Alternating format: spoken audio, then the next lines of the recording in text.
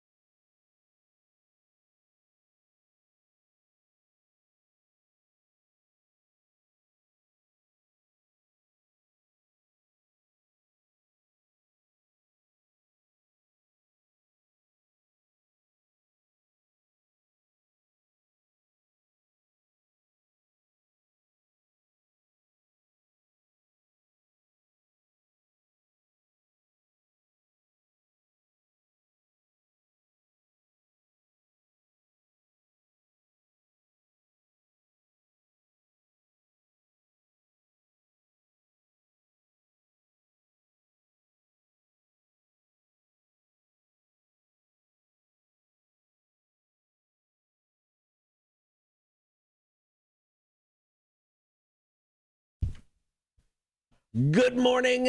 Let's do this. Cotter and Marshall Show. Hop on the stream. Join the horde. Facebook, YouTube, and Twitch. Be sure to like, follow, and subscribe. As always, listen to the show. You can download the app for free. You can get us on your in-home smart speaker. You can also check us out at rock1061.com. Marshall, good morning. The year of the free T-shirt continues. I'm wearing another one today.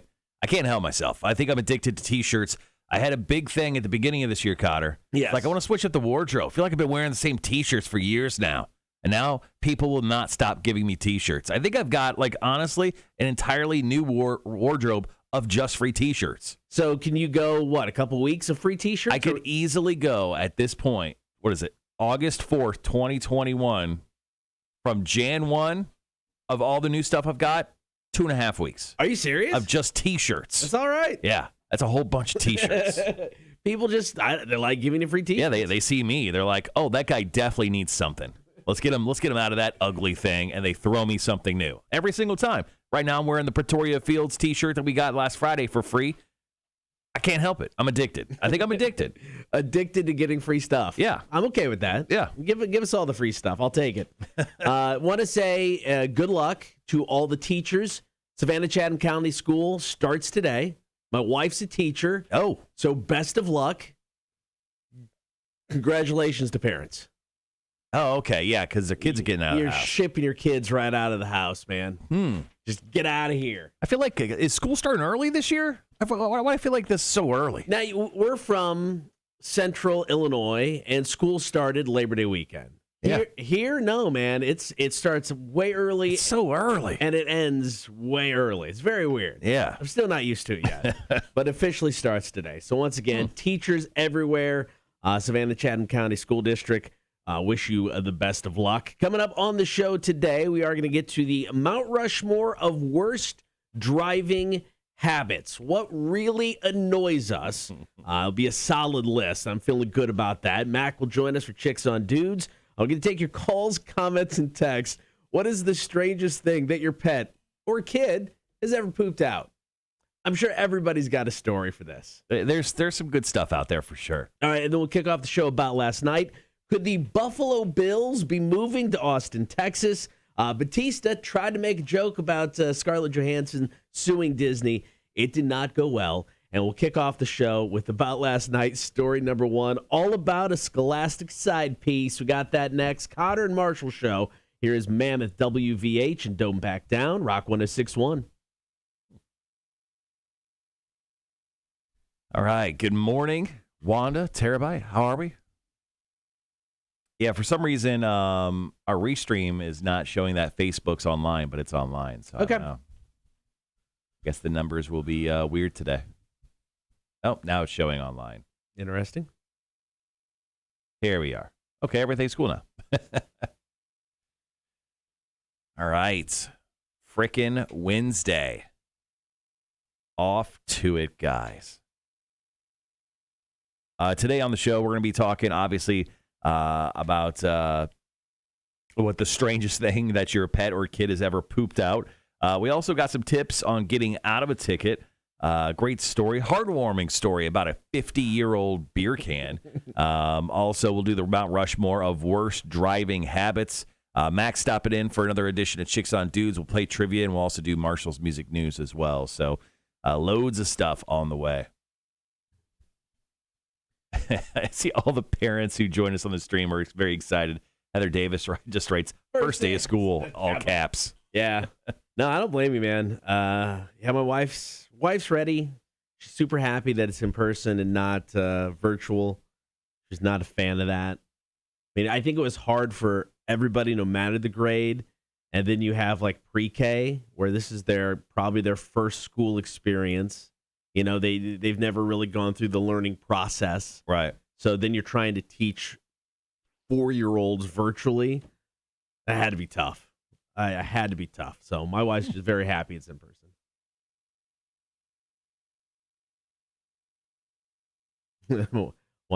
Already crying. I get it. All right, got about a minute 45. Story number 1. The CEO of the publishing company Scholastic passed away back in June suddenly and did not leave the company or his possessions to who you might think he would have.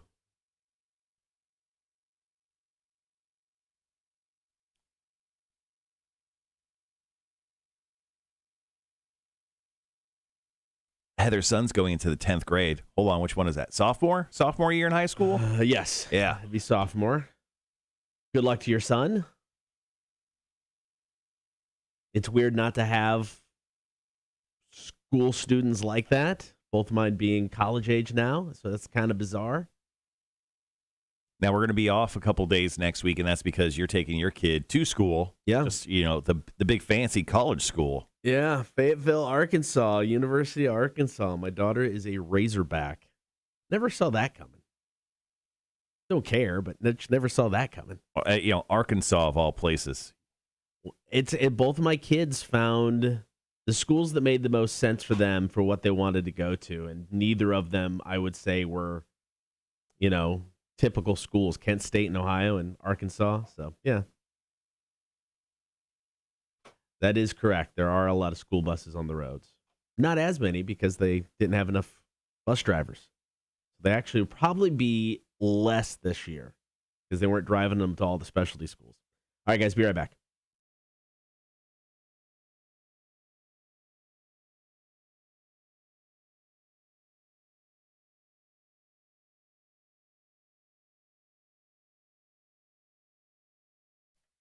Getting right into story number 1 about last night. The Scholastic CEO leaves his entire family out of his will, instead gives everything to his former lover. Now, things are starting to get ugly because of this.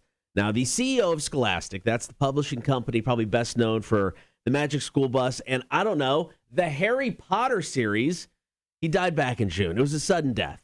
Richard Robinson Jr. passed away at 84. He was taking a walk in Martha's Vineyard. That's where he died. Mm-hmm. And he left behind a rather unique succession plan for his $1.2 billion publishing company. Didn't leave it to his kids. Didn't leave it to his siblings. Didn't leave it to his ex-wife, who he actually kind of refriended during the pandemic. Instead, he left the entire company, along with all of his personal possessions, to Scholastic's chief strategy officer and longtime lover, Iole Lucchesi. That's a name. Iole Lucchesi. So she has a $1.2 billion publishing dollar business in her grasp right now. She can do whatever she wants. I mean, she could hand off some of his belongings or some of his voting rights within his company to his family, but she hasn't yet, and that's why his family is freaking out, because they don't have anything from the legacy that he built. Now, obviously, maybe if they were a better family to him, maybe he would have left something to him. But I feel like, that's kind of on them. Now, one of the kids did say, you would think that we didn't spend any time together. And he's like, we actually did, especially, before he died, we were together quite a bit. Not knowing the whole story, not knowing all of the context as to why this move was made. Now, he did say, he called Lucchesi my partner and closest friend. That was according to, I believe, it came out in like 2018. So, I mean, all of this it's kind of weird. And if I'm his family, because you had to be thinking, this thing's worth over $1 billion. Yeah. I'm good. I'm guessing all of his kids are doing okay. Well, one of his sons is a filmmaker, a 25-year-old kid. He goes, what I want is the most amicable outcome. Excuse me. Can I talk this morning? And the elder son doesn't say what he does. His name is Ben. He said in an email that he's trying to grasp his father's estate plans, and he just can't understand. He said it served as an assault in an open wound between him and his father. So it sounds like his sons and him didn't have a great relationship, even though one of them tried closer to the end of his life. Maybe the father just saw that as, they just trying to come and get some of my stuff, whatever. We'll spend some time together. I don't know. It just doesn't sound like he had a great relationship with his family. I think it's kind of awesome that he gave it to, pretty much his girlfriend for the last, 20 years. Now, his family are looking into their legal options to see what they can do. Now, if you're the former lover, and she actually worked for the company. It's not like she, was just a side piece that, didn't have anything to do with the business. She's been there for 30 years. She has been there and helped run this company. If you're this woman, do you give anything to the family? I know we don't know the whole backstory, but do you feel obligated to be like, they are his kids. They deserve something. I mean, unless he adamantly stated, do not give anything to my family, I would probably give them something. I mean, obviously, it's a large portion of the business, but in no way would I give them rights over the company. I mean, no. I don't think I do that. But I like giving them like $200 million. I think that would probably help the situation a little bit. Throw them a little something. Yeah, something. You got to do right? Like a Cheddar's gift card. That's on me. You guys have a nice little whatever Cheddar sells. I do love their twice baked potatoes. I'm just saying. Is that the only thing they're known for? Yeah. I got nothing else. Okay. All right, coming up next, Dave Bautista tried to be funny about this whole Scarlett Johansson suing Disney thing. Fans did not laugh. That story is next. Cotter and Marshall Show, Rock 106.1. Oh, it was very funny. I thought it was funny. The internet's just a stupid bitch. I mean, it's like, I don't know. I didn't get the uproar. I didn't think it was that drastic by any means. The internet's really good about finding any angle to be uproarious about anything nowadays. Wanda, I have a junior, sophomore, sixth grade, and pre-K. Yeah, that is the all ends of the spectrum. Hats off to you. Yeah, I just can't believe it's time to go back to school already. Dude, this summer, stupid. The summer flew by, man. I think Charles brought it up yesterday. Older you get, faster it goes. Yeah, 100%, man. 100%. So I'm taking my wife to Universal's Halloween Horror Nights for her birthday. Oh, nice. So I'm trying to figure out what I'm going to do. I think we've come to the conclusion that we're going to go on a Friday. So I think I may take a day off in the middle of September. Right. A Friday off. But I'm trying to figure out how I can spend a couple days in Orlando. I'm trying to figure out what to do other than going to a theme park. Yeah. And I'm kind of coming at a loss other than going out and having drinks in food places. If I don't want to go to specifically an Orlando theme park, what would you say you do in Orlando? That's a stellar question. Yeah. I mean, they do have some good breweries. I mean, there are some good ones down there. I've hit up some breweries there. But no, it's a good question. What do you just do? Yeah. If I don't want, I'm already going to Universal Horror Nights. I'm spending a ton of money on, the Rest in Peace tour and all that fun stuff. What would I do? That's a great question. Anyone watching the stream right now, if you're not going to Legoland or Disney or Universal or FNC World or any of that stuff, throw it out. Is there any? There's got to be something else to do in Orlando. Charles says, Marshall, make sure my text came through. Like to me? Oh. Yes, it did. I didn't even see it. I'm going to get coffee. I'll be right back.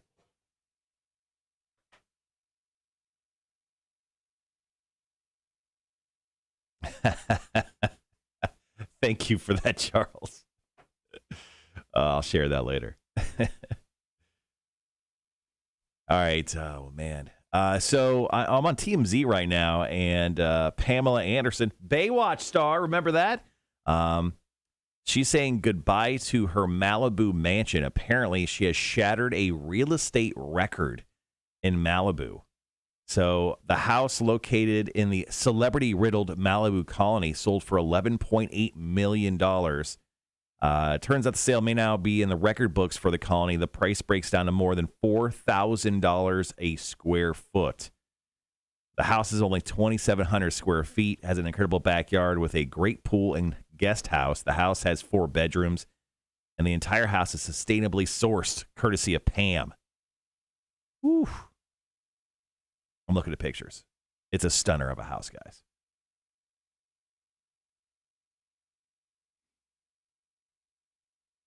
It's actually really cool. It does look very small.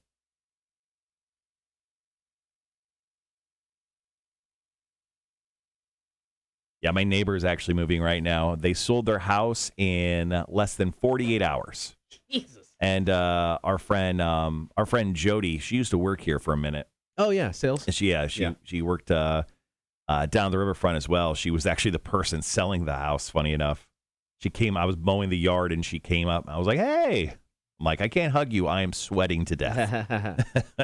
She sold that house in 2 seconds. Yeah, part of me is almost like, I know we just bought our house, but, now with the kids gone, it's like, it's a really big house for just 2 people. Do we sell it if we can, make some money off of it and get something smaller? Thing is, finding a house to buy. That's a pain in the ass, and then you're going right. to pay out the ass for that. So unless you got a spot already, yeah, that's true. I wouldn't even mess with it unless you got something kind of like contingent, like purchasing a home contingent on the sale of your own. Wanda said, we did Gatorland and Kissimmee when Bree was little. It was decent. Yeah, exactly. Remember driving past that place constantly, but yeah, never been. Yeah, I think I'm just going to do one big day. It's going to be one big long day, but I think I'm going to take the morning show off so I can sleep in, so I'm not absolutely dragging at the end of the Rest in Peace tour. Oh, no, I get that. That would be a big waste of money. Yeah, no, I 100% get that. Because it is not cheap. So the Rest in Peace tour is where you go to Universal Halloween Horror Nights, and you don't have to stand in line for anything. Like, you get this tour guide, and they just have like one of those like airplane cones with the flashing light. This way, guys. This way. And you literally just follow them around, and they just take you to the front of the line, every single house, and you just wait there for like max 2 minutes, and they're like, okay, go. And then like your group just goes straight through. That's awesome. And you hit up every single house, you hit up every single scare zone, and then they stop along the way so you could buy drinks and then go to the bathroom. It's awesome. How many people are in the group? Max 12. Oh, shoot. Yeah. That's great. Yeah, and then you could buy you could buy out your own tour. Like, you can buy every single spot, and it's a private tour. Yeah, no thank you. Well, if you're taking like the whole family, that's and true. you got the money to do it, but it is a little pricey. I mean, it's to go because they get you on. Not only do they get you on the tour tickets, they make you buy a regular ticket to get into Halloween Horror Nights, which is kind of crazy. You buy a ticket into the park. Is that you buy a ticket into the park, and then you have to buy a ticket for the tour. Okay. So it's like it's an extra $100 on top of the tour price. So it's a pricey endeavor, but it's I've done it once, and now I can't go back to regular Halloween Horror Nights. Can't slum it again? I can't go back to slumming it. Waiting in line with commoners. Plus, the lines are ridiculous. I mean, the lines are like an hour and a half to go through a house. So you would probably have to get, I don't know, at least 2 nights. To try to get through everything? To try to get through everything. How long is a typical house to get through? Oh, that's a good question. I don't know. Okay. A little bit. Yeah. Yeah.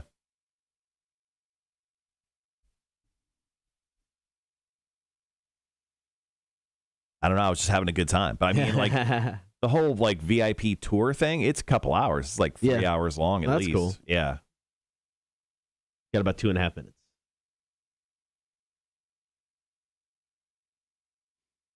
Yeah, I was talking about when you stepped out, Pamela Anderson just sold her Malibu home. It set a real estate record for selling for $11.8 million. It's only 2,700 square feet. Now, she's redone it to be sustainably sourced. I'm sure it's got like solar panels and stuff all over it. Right. It's a beautiful home, an absolute beautiful home, but it's not very big at all. And it's got a great view. I mean, like technically, your backyard looks directly into someone else's house. Okay. So, but it breaks down to be about $4,000 a square foot. Jesus, that's quite a bit. Yeah, it's a little pricey. Mine was like 21. I think it was less than that. Charles says he has an animal poop story, but he needs to call it. When can I call? And during the next commercial break. How about that? So we're gonna do a break here. Cod Smack, do another break. So then, during the next set of commercials, if you could, that'd be great. Because Godsmack's kind of short. So yeah, about 15 minutes or so.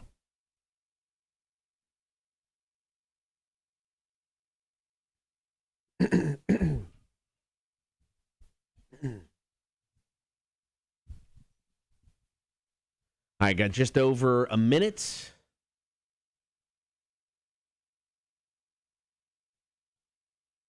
So I continue to strike out on, people, the ongoing story of finding somebody to cover bingo or trivia. I got another number reached out. They never responded. Yeah, they may.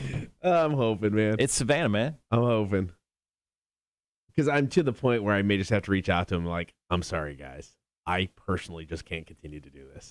So I'll give you a couple more weeks, then I got to stop. Yeah, Savannah, man. I know. Everyone in Savannah takes their damn sweet time to get back to anything. But no, I'm serious. If I don't find somebody, I think by next month, I don't know if I can continue it. I feel you, dude. It's rough. It is rough. All right. Got about 15 seconds, guys. Going to dive into story number 2. Be right back.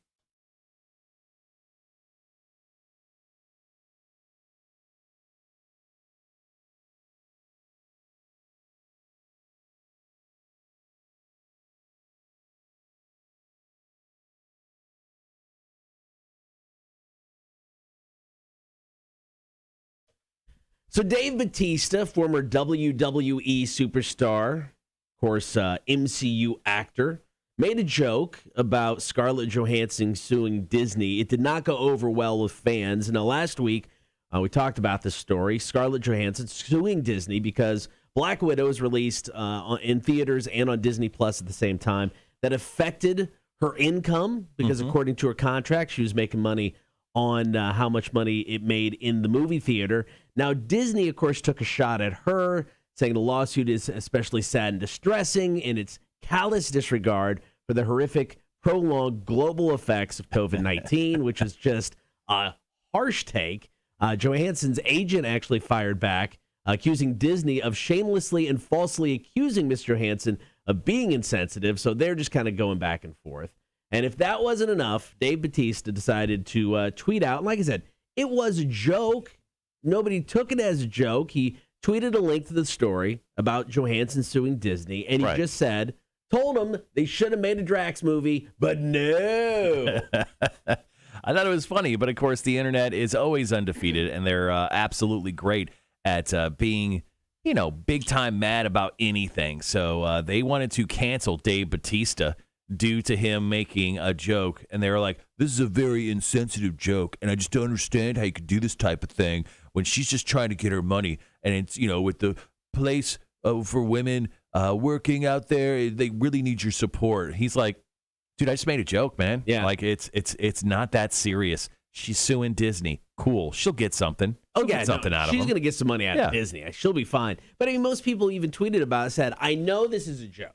So, they got it. They understood he was trying to be funny, but they're still pissed off that he was trying to be funny. A bunch of social justice, people out there trying to make their cases. I don't know. It's just stupid. It's very stupid that we even have to go over this type of thing. But Dave Bautista, I feel like he is an outspoken gentleman, right? Yeah, I think so. He's been outspoken in many things in his life, but this, honestly, is not the worst thing he's ever said.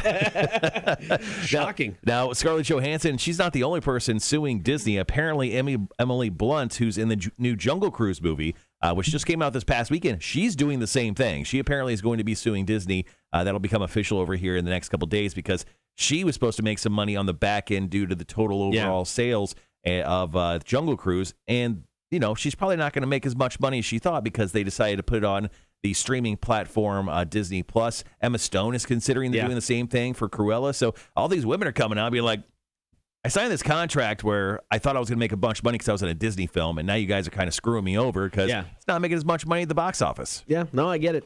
All right, the Austin Bills don't have the same ring as the Buffalo Bills, but could it become a thing? We'll let you know.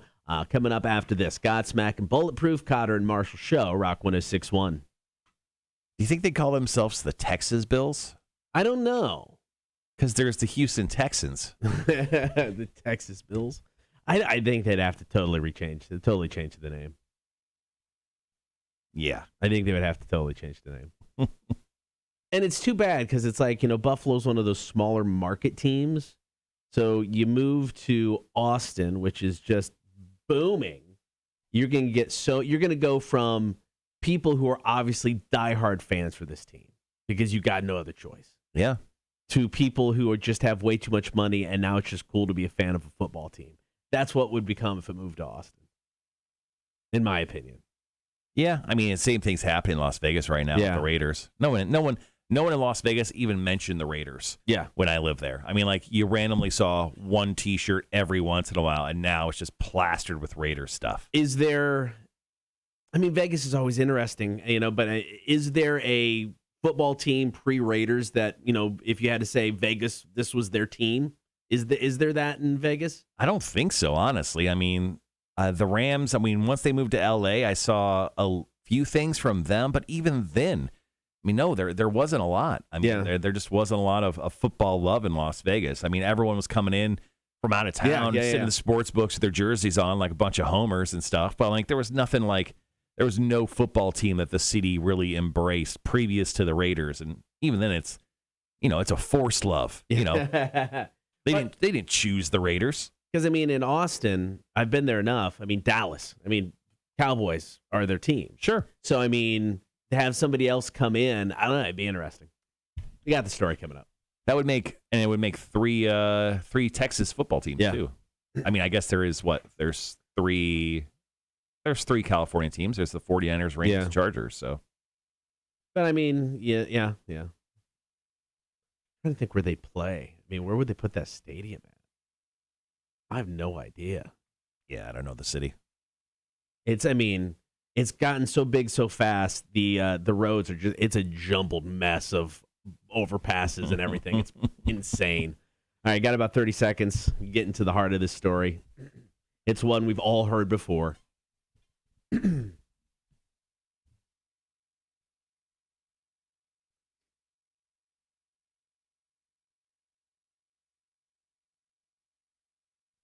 All right, guys, be right back.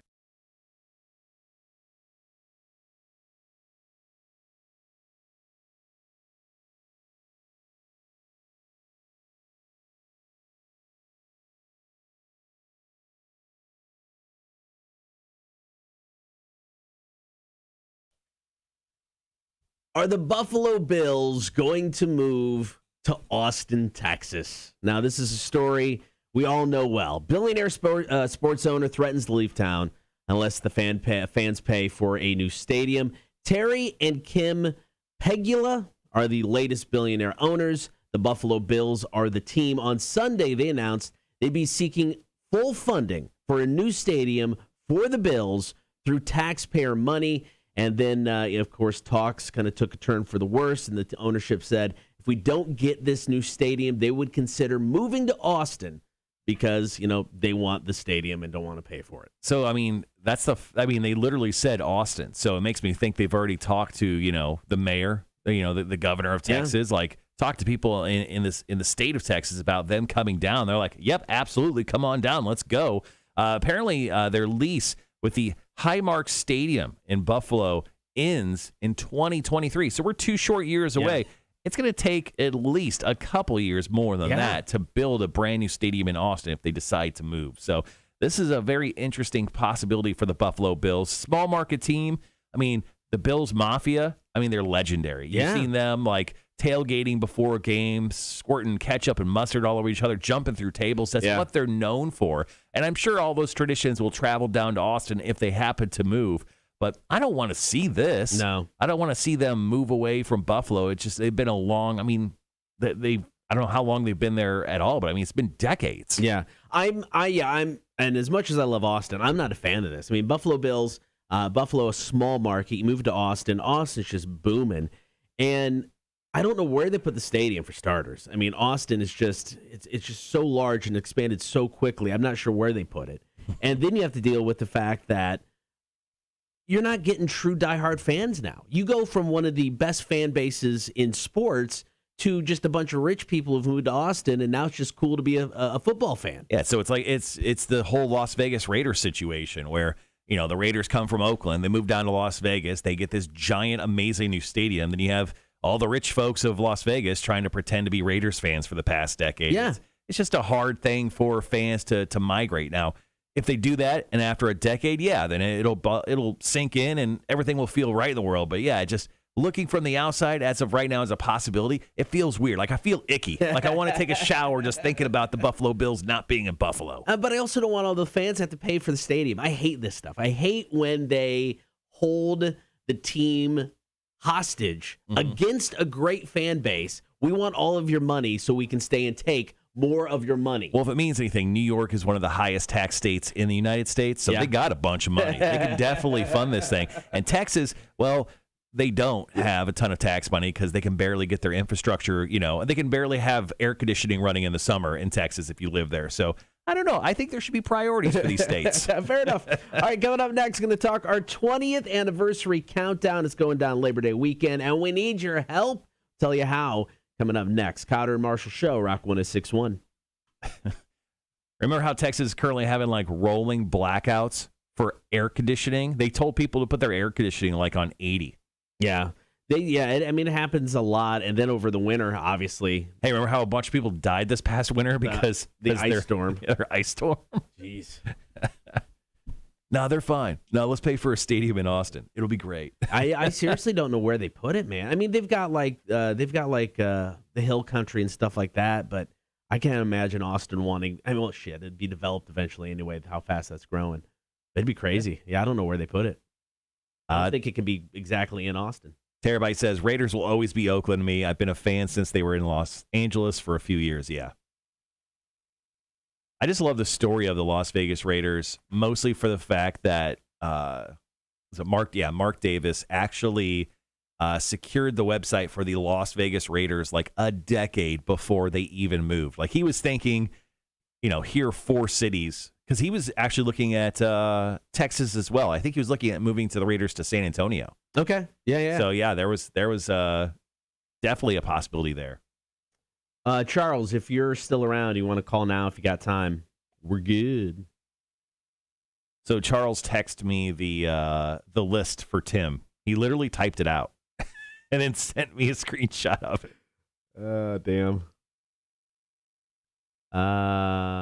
Morning, Tony. How's it going? Happy first day. Everyone's having a good, happy first day of school. Speaking of, I'm going to text my wife to let her know that it's first day of school, and it'll take her an extra 10 minutes to get to work.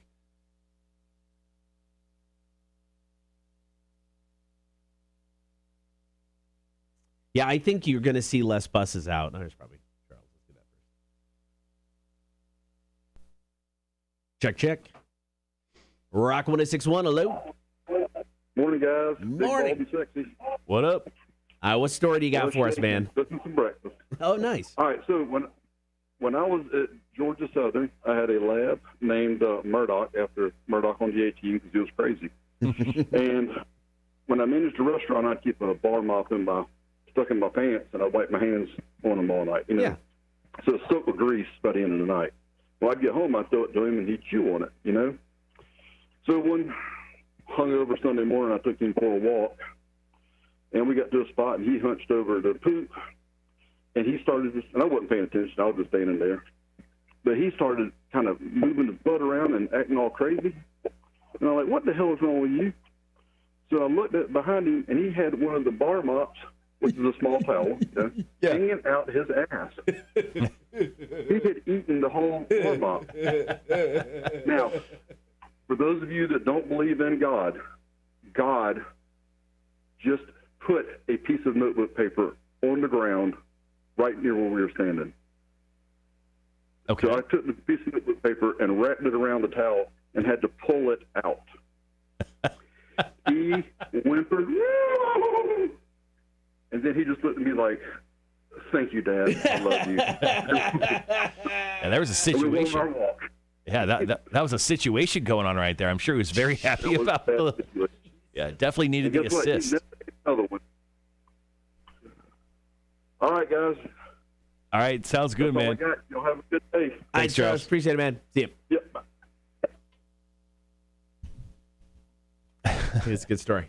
And it's funny because that was my story. It's everyone's story when it comes to dogs, man. Terabyte says, my question is, why does the new stadium look like a toilet seat? It looks like a Roomba, bro. It looks like a Roomba. Actually, I think the stadium's super awesome. I think it looks super cool, the new Raiders Stadium in Las Vegas. They put it in a terrible spot. I'm excited to hear all of my friends back home in Vegas completely bitch about getting in and out of that stadium when it actually comes to football time. And the stadium is absolutely jammed with, 70,000 people. Where's it at?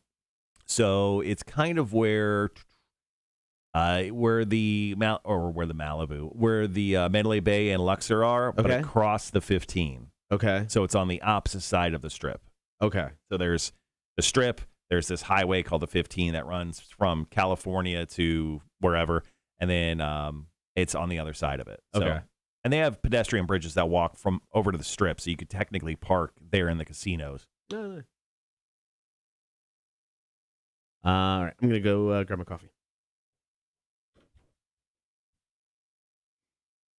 But yeah, my friends went to a Garth Brooks show there a couple weeks ago, and they didn't complain too much about getting in and out of the stadium. I wonder how much of a smooth process that is. But that was for a concert. I just feel like for a football game, there's just going to be so many more people there. It's probably going to make the process a lot worse. I wonder how that's going to go. But they didn't have any fans last year at the Las Vegas Stadium for when the NFL was doing games, but packed stadiums this year. So I'm interested to see how that all goes. And I know I got a couple friends who have season tickets, at least the rich ones.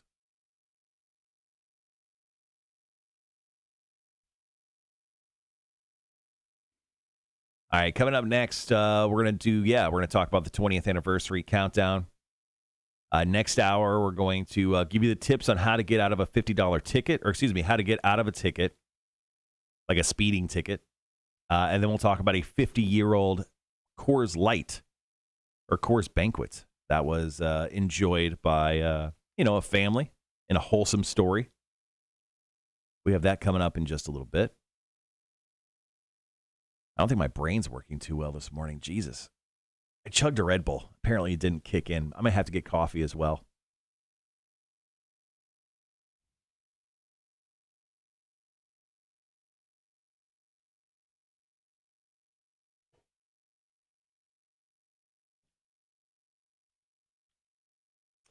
All right.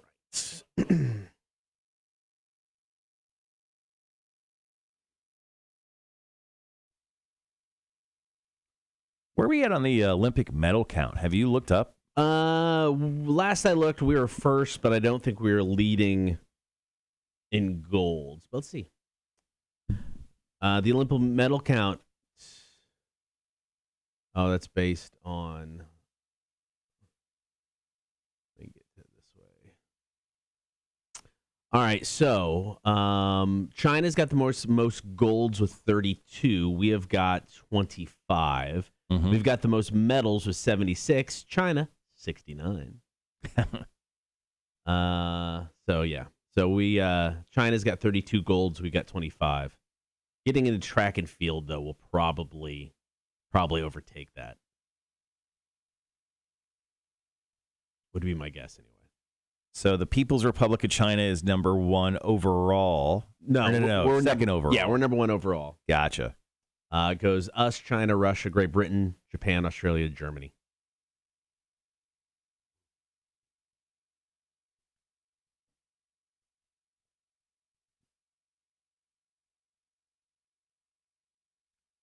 Who's the worst country? Let's find out.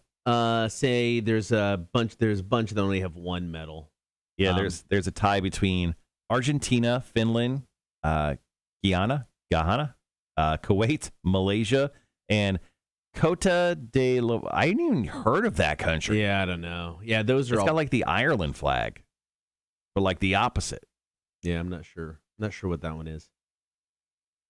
But yeah, there you go. They have a soccer team. That seems like the most people they have.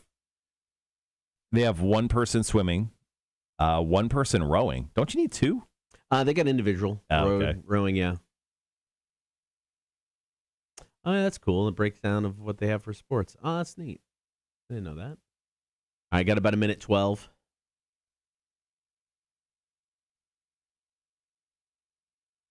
Archery. Oh, that's cool. Yeah, that's pretty neat. We watched artistic swimming last night because my kid had never seen it. Synchronized swimming, now called artistic swimming. Still one of the goofiest things, man. Wait, why do they make the name change? I don't know. But it's artistic swimming. So it's still goofy, though, because it's like they walk out from, the locker room and they walk out like that's part of the routine. So they're walking funny and they're doing these weird moves and doing all this weird stuff. And then like the first pair we saw got into this, it's like a position that a small child from a horror movie would get into. It was like this weird bent over thing with an arm between. It was very weird. And then they got in the water. It's I don't know. Still a weird sport to me. We had a good time. We laughed. Shouldn't maybe, but we did. All right, guys. Be right back.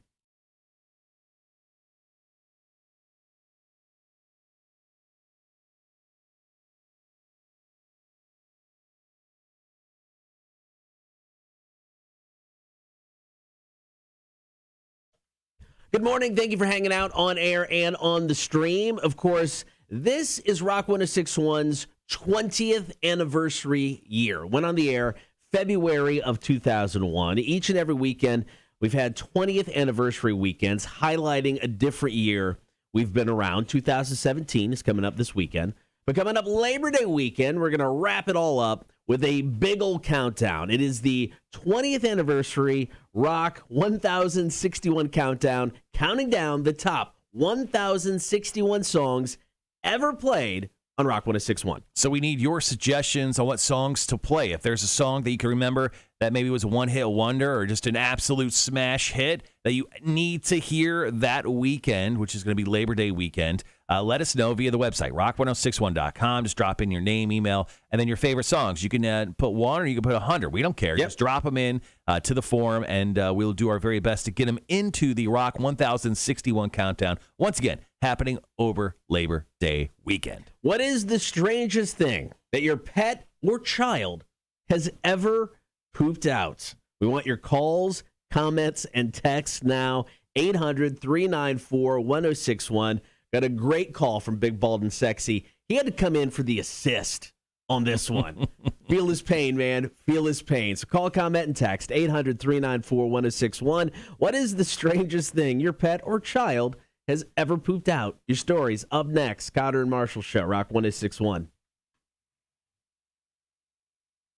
Charles has a question for you, Cotter. I don't know how to answer that. Cotter, what are...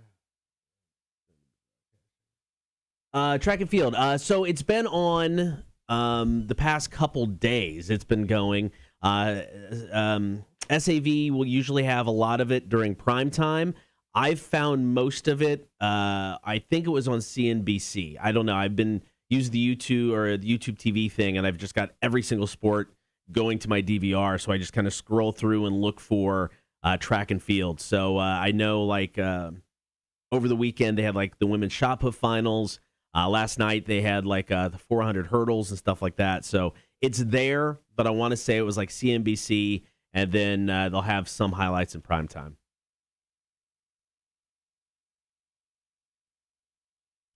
David, excellent question because that's a thing every year. The crazy Olympic sex. Supposedly, they asked for that not to happen this year. The Olympic Committee did provide condoms, but they asked that they might not be used since they should not be having sex. You should take the condom home as a souvenir, is what the athletes were told. I'm guessing lots of sex is happening. They took it home. They told them to take it home and explain safe sex to their peoples. Yeah, sure. Back home. So that's what they told them to do with it. Just quite funny. Terabyte, that's a great story. Thank you so much for sharing that. We'll share that along with other stories here in just a little bit. Once again, our question of the day is, what is the strangest thing that your pet or kid has ever pooped out? Go ahead and share those stories with us on the chat, and we'll share the best ones here once we get into the 7 o'clock hour. Obviously got Charles's phone call that we got a little while ago. I got some stuff from the Facebook page. You can have all that. Okay, yep, I got those.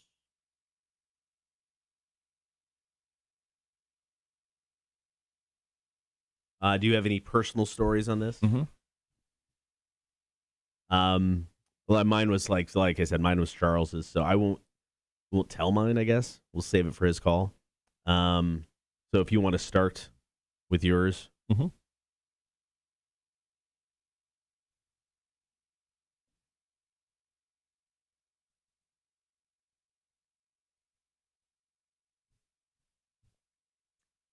Okay. Speaking of his call, I'm going to edit that up real quick. Guys, we'll be right back.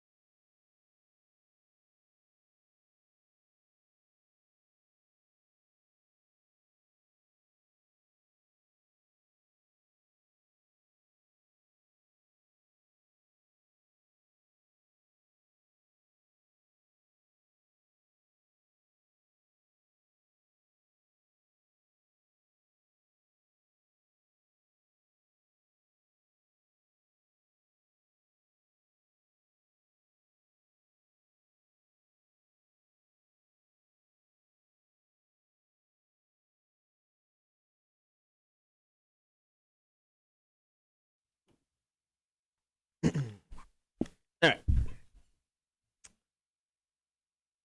All right, back on the chat. Thanks, you guys, for sharing your stories with us once again. What is the strangest thing that your pet or kid has ever pooped out? Please let us know.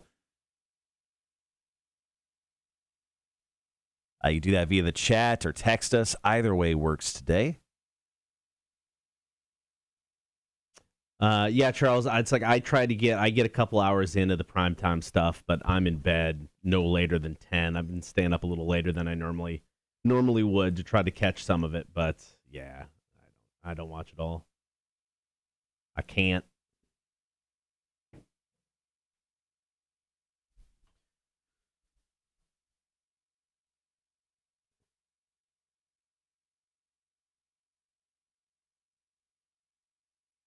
See you later, Tony. Have a good day.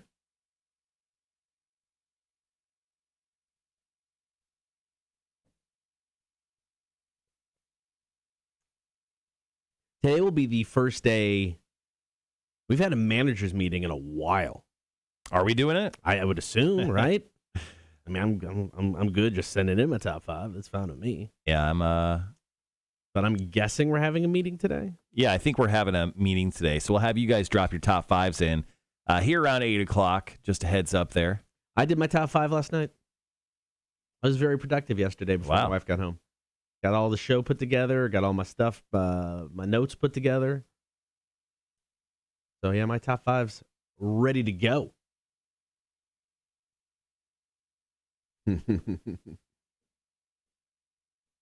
So, Wanda, what are you going to do with the empty house with all the kids out? What's a day look like now? Do you even know yet? Can't wrap your head around it. So when I go to Austin, and we've kind of talked about this before, how my wife, once we had kids, she really hasn't had much time by herself. Mm-hmm. When I go to Austin, I'm going to be gone for like 5-6 days. It'll be the longest stretch where she's been by herself in over 2 decades. She's not going to go with you? No, she can't take the time off. She doesn't get the days off. So, yeah, which is just, I don't know, crazy.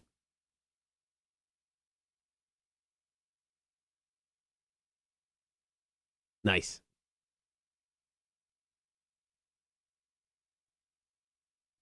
So last night, Limp Bizkit did a show in Iowa, coming off their Lollapalooza shows that they were doing this past weekend, where everyone was talking about Fred Durst and the way he looked, with the Fu Manchu and the floppy gray hair and the FBI jacket. Right. Apparently, during the show, they started to chant Joey's name, Joey Jordison, who recently passed away. So Fred actually said to the crowd, Slipknot's from somewhere around here, aren't they? And then everyone started to chant Joey. He goes, rest in peace, let's hear it.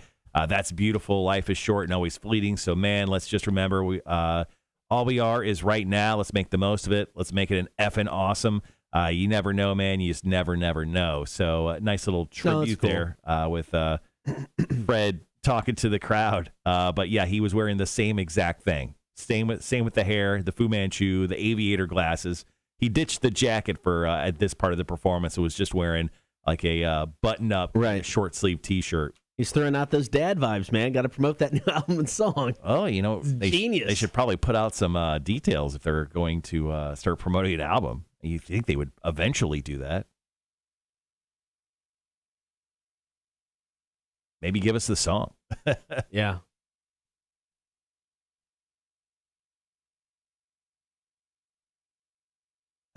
Jeff, thanks for that story, buddy. I'll add that to the list over here.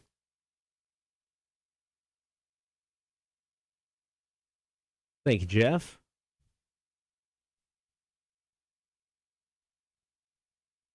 So the Savannah Bar Crawl, we're going to be giving away more tickets to that event. They're doing a tailgate bar crawl coming up on Saturday, September 4th. First big weekend in college football, so we'll have tickets to that. We'll also have tickets to the Midday in the Beer Garden, beer little festival they're doing over at Moon River on Saturday, August 14th. It's going to be from 11 until 3. They got all sorts of breweries over there. Moon River, Service, Southbound, Coastal Empire, Two Tides, Hop Atomica, Ghost Coast. They're going to have a meadery as well with B-Town. Silver Bluff and Southern Barrel also going to be there. Tickets are $25. That pretty much includes your taster glass for the entire afternoon from 11 until 4. And then obviously access to the area. Food is available, but it'll be separate costs. Just a heads up there. But it's kind of just a small little beer fest, local town beer fest they're doing at Moon River. That's going to be August 14th. So you can buy your tickets now. If you go to the Community Connections page on rock1061.com, you can actually purchase them from there. Or you could try to win them with Are You Smarter Than a Community College Dropout Trivia, which we'll do closer to the end of the 8 o'clock hour. I think it's like right around 8:35 or so. We'll ask people to call in. But we got 2 great prizes. Talked to everyone yesterday when it came to previous winners. Everyone's very excited, not only for tailgate, but also for Midday in the Beer Garden. So nice. Got to hook you guys up with both those prizes leading up until the middle of next week before we take a couple-day break at the end of next week so Cotter can get rid of his kid. True story.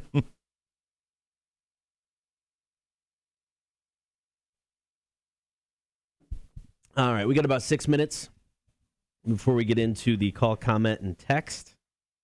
Now, you're driving your kid to Arkansas next week. Yes. Have you looked into stopping at any breweries or, distilleries along the way? Along the way, probably not, because it's a 14-hour drive. We just want to get there. Right. But once we get there, surprisingly enough, the area's got some decent breweries. My wife has brought back, outside of the chai latte beer, which was garbage.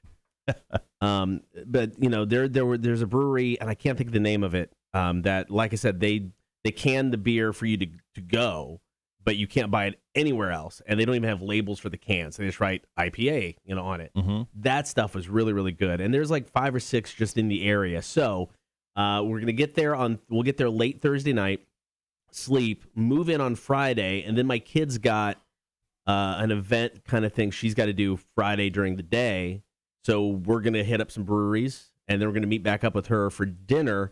And there's a couple breweries that serve food, so we're going to go to one of those. So, yeah, we'll drink. It looks like there's like a dozen of them. There's Crisis, Fossil Cove. Yeah, Fossil Cove, their artwork is amazing. Beer was good. Boston Mountain, West Mountain, Apple Blossom, Saddlebach,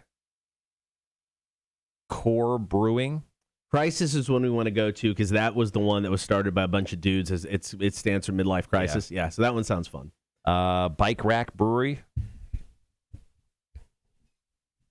Those are just kind of Ozark Beer Company. I feel like the rest of those are just kind of like brew pubs that they don't count. Usually their stuff is terrible. So we'll definitely hit up a couple breweries when we're there. But yeah, I mean, we're not there for a whole long. Right. And with the drive, yeah, on the drive there and the drive back, we're not stopping. And just get there and get home. Because then we're going to get up Saturday morning and leave. Mm-hmm. And my wife will cry for about 14 hours, on the way home. So it'll be fantastic. Right.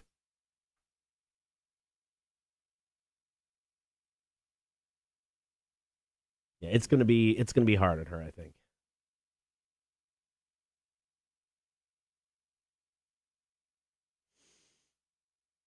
Ooh.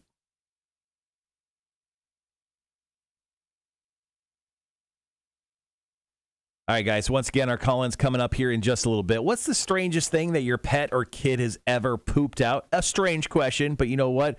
As Cotter said earlier today, he feels like there's quite a few stories in regards to that that you guys can share with us. So feel free to drop them into the chat. You can text them to us as well at 1-800-394-1061.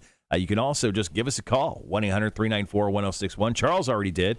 Feel free to chime in here. Got a few minutes before we do one more quick break, and we have a commercial break, so we'll have tons of time after that to take your phone calls. Yeah, Charles, totally with that. The second year, Dana didn't go when I took Keith to drop Keith off at school. It was just me and him. We drove. My car was a piece of crap when he was supposed to come home at the end of last year, so he flew. So, yeah, he flew back, and it was like, all right, see you later. Have fun. Send us pictures of the apartment. So yeah, I get it. The first year you're like, oh, this is the worst thing ever. Then by year 2 and 3, you're like, just get out of here. You're fine. Go live your life. 100%. All right, got some good stories coming up for our call-in today. Pretty excited about it. Once again, Jeff Terabyte, thanks for chiming in. I got to log into our text real quick. I got to run over part of my top 5. I got to run down and do the dreaded check pickup for Eric, who is our sales guy. He doesn't live in the area anymore, but he still sells for us. But I'm a real nice guy, and I go pick up checks for him down at Club 51 and the Barrel House. And those guys are so, obviously, they're not morning people. They're just there on Wednesdays because their deliveries are that day, so they get all their booze that day. And they're super groggy, and they're usually late. So, like, I'm sitting outside the door going, write me a check. And, of course, they don't want to see me. So, all sorts of fun stuff that I'll be dealing with this afternoon. So, I'll be doing that. Morning, Andrew. How are you, buddy? All right. So, for this, I'll set it up. You want to tell your story? Mm-hmm. I've got a good one from Jim. Yeah, just do that one, and then I'll share I'll share one of mine over here. Okay, and then we can come back and we can play Charles's call in the second break. Yeah, that works. Cool. Come on, Zip Whip, work for me. Yeah, so far nothing on Zip Whip. Yeah. I talked to, I forget who it was. I think it was like Steve, was it the guy yesterday named Steve? I think so. Yeah. So I was talking to Steve over the phone yesterday, talked to him about his prizes and like, how he got stuff and everything. And he goes, hey, man, I drive I think he said he drives his daughter or his niece. I couldn't quite remember. Drives her to school every single day. And they both they listen to us on the way in. Okay. Like, oh, we love you guys. She loves you. Can we call in just so she could say hi? And I was like, yeah, absolutely. I go, try to call before or after 7 o'clock so we ever call in. But other than that, yeah, feel free to call in. Cool. So we may have a small child call in today to say hi. Reaching out and influencing the youth of tomorrow. That's what this show is all about, guys. Yeah, exactly. That's why we created it. All about. To touch your children. What? What'd you say? What'd you say? What'd you say, Cotter? I didn't say crap. I heard. I swear to God, it was you. Let's go to the tape. And going back to the video. That part's edited out for some reason. What? Why is there a jump right there? I don't know. You can jump. Well, what's a jump? What is that? Morning, Andrew. I did not do burpees yesterday. I haven't done burpees in years. I failed at not doing any workout yesterday. So I got extra workout on Monday. I mowed my backyard and I did burpees. So like, what do you want from me? Nothing. Stop pressuring me, son of a bitch. All right, we got about 10 seconds. We'll be right back.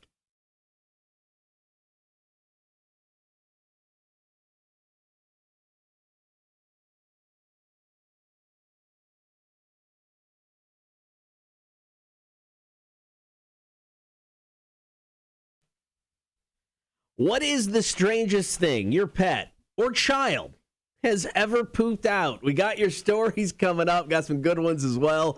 Hop on that stream. Join the Horde, Facebook, YouTube, and Twitch. You can watch the show each and every morning. Please like, follow, and subscribe so you know what we're up to as well. You can always listen. All you got to do is download the Rock 1061 app. It is free. You can find us on your in-home smart speaker and the website, rock1061.com.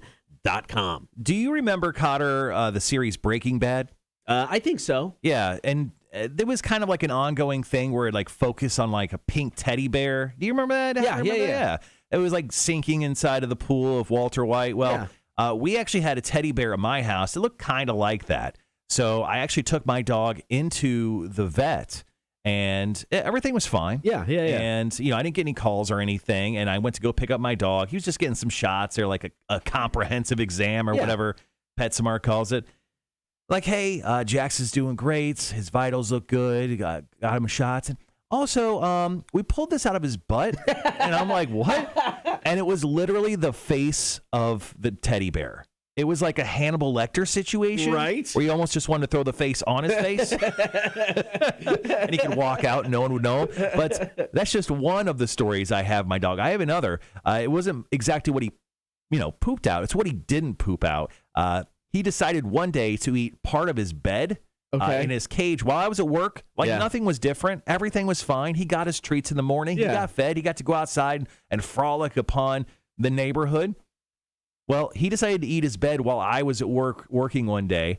$3,800 later, after exploratory surgery, my dog probably ate, I don't know, the equivalent of a slice of pizza of his bed. Lord. Yeah, and now he has this awesome scar down his body. So, yeah, not exactly what he pooped out there, but what he didn't poop out. But, yeah, today's question of the day is, what is the strangest thing your pet or kid has ever pooped out? I can't imagine this topic if you're a vet.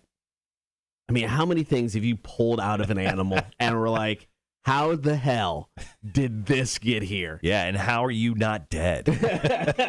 All right, got a Facebook post from Jim Miller. Had a dog named Mo who would pretty much eat anything. Hair ties and barrettes and paper towels were his favorite. Don't know how a plastic barrette didn't tear up his ass, but he ate bunches. The best is when he swallowed a dish towel whole. The look on his face was epic because he knew he did something wrong. Eventually, though, instead of pooping it out, he did puke that one back up, thankfully, because that would just been a nasty time for that dog. Yeah, I don't really understand the whole process of the dog's mind where he's like, oh, the pair of underwear, that should be inside of me. They just eat the entire thing. Connor, we got a story from Elena here that is, if you're a parent, you have to relate to this. I'm not, but it sounds very relatable. So Elena says, I don't really examine poop, LOL, but once my kids were at a Minecraft-themed party, and 2 days later, they were pooping blue and green. I first thought they were sick, and then I realized it was the frosting from the cake. Yeah. She goes, I recently bought some cake home from work for them, too, and had black frosting. Same thing. They pooped black for a week.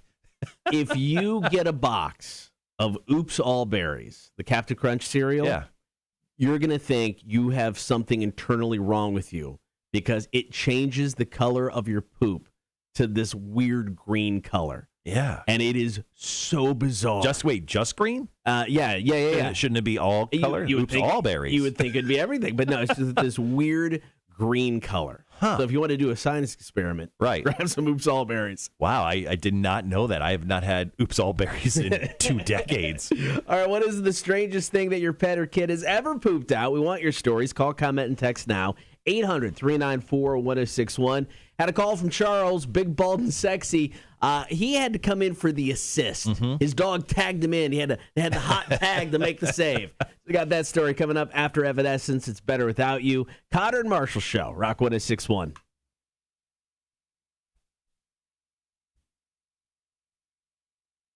All right, 3.5 minutes, and we're back at it. Cool. How do you want to start off our next break here? See, I've got all of the rest of the ones we got from Facebook are relatively short. Yeah, I mean, I've got a longer story here from Terabyte, which is kind of funny. Do you want to start off with the call? I mean, either that or it's like I can plow through these real quick. If you want to do terabytes, then we can end with the call, or you can start. I mean, I don't care. Then start with the call, plow through these, then end with terabytes is fine too.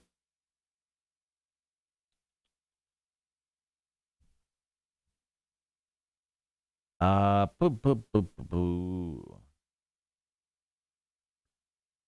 know what? Let's go. Choice number 2 is what I think you said. Start with the call? I'll start. Well, no. Was that what it said? I'll start with Terabyte. You do a couple of the shorter ones and then jump into the call. Okay. And then we can come back for the last break if we got some extra stuff. Okay. All right, 220, guys, 220.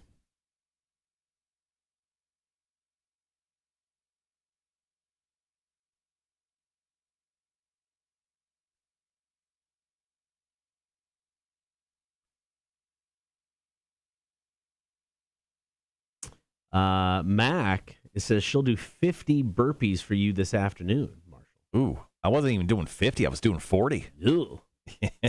Sounds horrible. Yeah, those suck. No, I'll do some burpees today for sure. I don't want to do burpees for myself, let alone anybody else.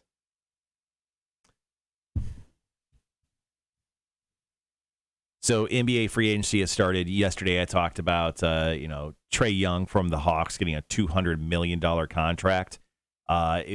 Record breaking yesterday.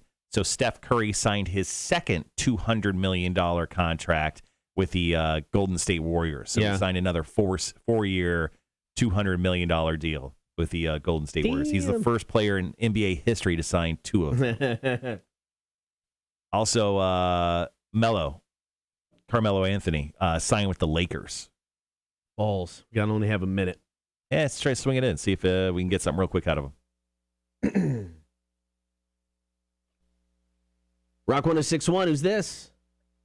This is Meredith. Hey, Meredith, we got to go quick on this. We got about a minute. Okay, so I used to pet sit when I was in my 20s. Okay. And I pet sat a sheepdog, a full-blooded sheepdog. Okay. And when I went to work, I came back and he'd eaten my whole makeup bag, all of my clothes. Yes, everything was what? gone. And I called the owner on vacation, and I told her, and she goes, yeah, I meant to tell you not to leave anything around that he would eat. Well, I didn't know that was that. So I had to follow him around for the rest of the week, pulling everything out of his butt. my underwear, my mascara, everything. It was awful. Oh, my God. I hope they gave you a tip. I quit pet sitting after that. I was like, I'm You done. ruined it for me. Meredith, thank you so much for the call. We appreciate it. Thank you so much, Meredith. You're welcome. All All right, right, guys, bye. Meredith coming in. Yeah, let's use that for break 3. Quick to the point. Love it. All right, guys. Be right back.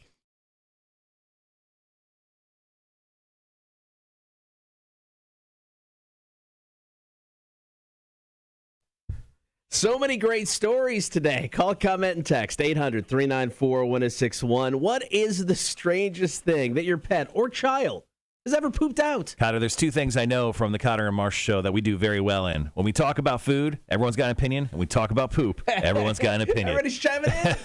All right, so Terabyte chimed in on the stream today. He goes, not exactly an animal poop story, but I was sitting at the house and I happened to hear my phone ringing. It was very muffled, so I figured I had it fell out of my pocket into the couch. Well, it turns out my German Shepherd ate my phone and was ringing inside his stomach.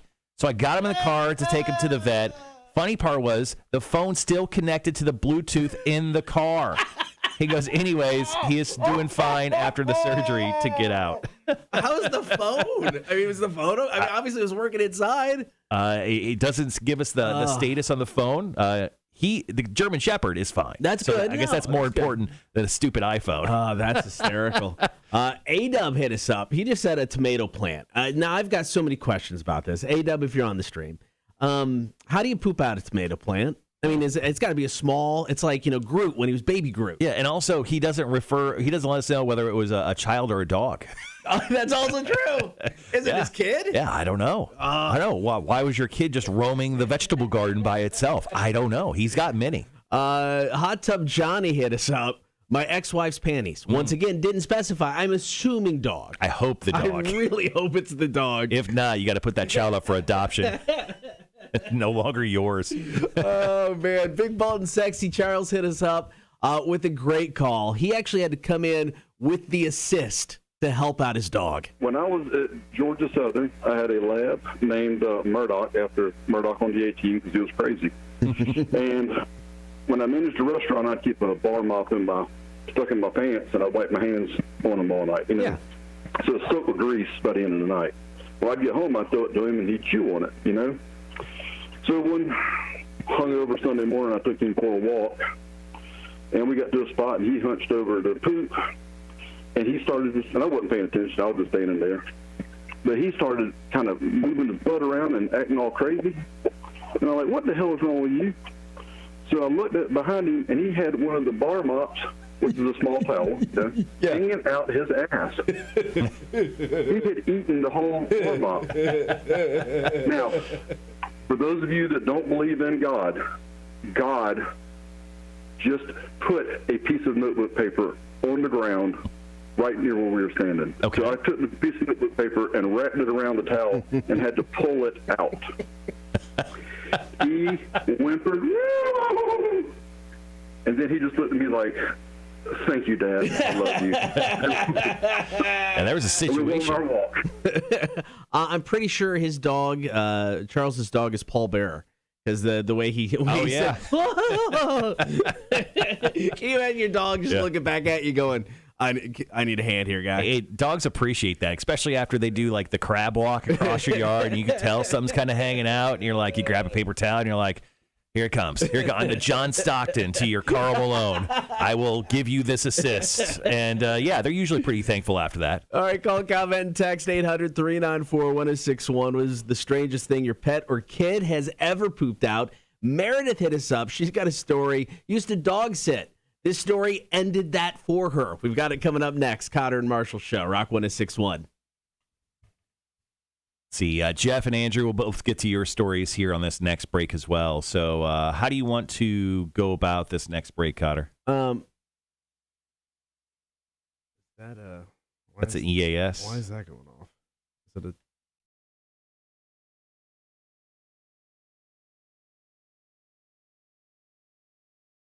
Sorry about that, guys. Heard an EAS test go off. I usually don't do a test this early in the morning. Anyway, okay. See, I got to edit this up. I've got one quick one from Wanda. I could do that. If you want to do, you said you have two more? Yeah, I've got one from Jeff, one from Andrew, and then we can wrap up with Meredith. Yeah. Okay. All right, guys, I got to edit this call up. Be right back. Shouldn't take long.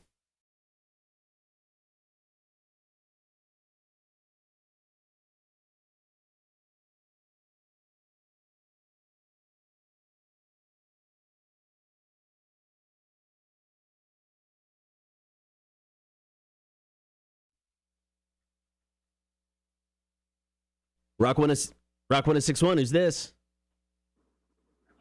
Going to work sucks so bad I can't fucking stand it. Okay. And if I was a millionaire, I'd never work another day in my life. Okay.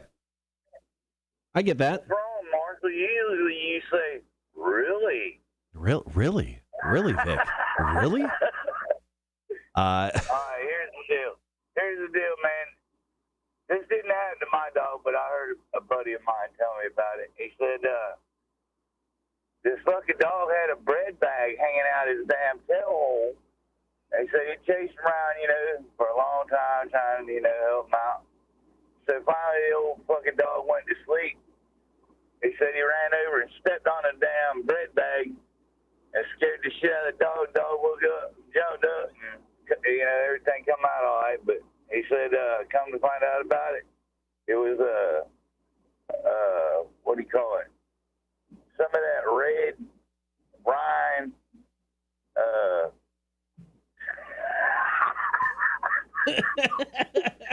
Vic, you drinking this morning, man? what the hell is that? That red rind bologna. Oh, the red rind bologna. Yeah, Oh, yeah, I know what you're saying. Yeah. Yeah, and one time I had a dog one time. That some bitch, we had tinsels on our tree, Christmas tree. Yeah. And that some bitch took her goddamn silver shit.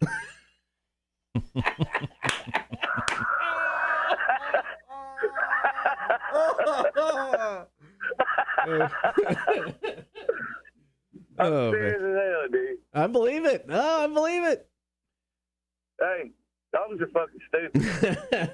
yes, they That's are. smart. Dogs are stupid, dude. Oh, man. That's why they call him Batman's dead Frank. 'Cause without man, he'd be fucked up, just like me. Thanks for calling in, Vic, man. Appreciate it. We got to run, man. All right, thank you, Don't sir. forget, man, I need some Rockville tickets. I've never forgotten that, Vic. All right, Vic, we'll talk to you later, man. See ya. All right, brothers, later. Yikes.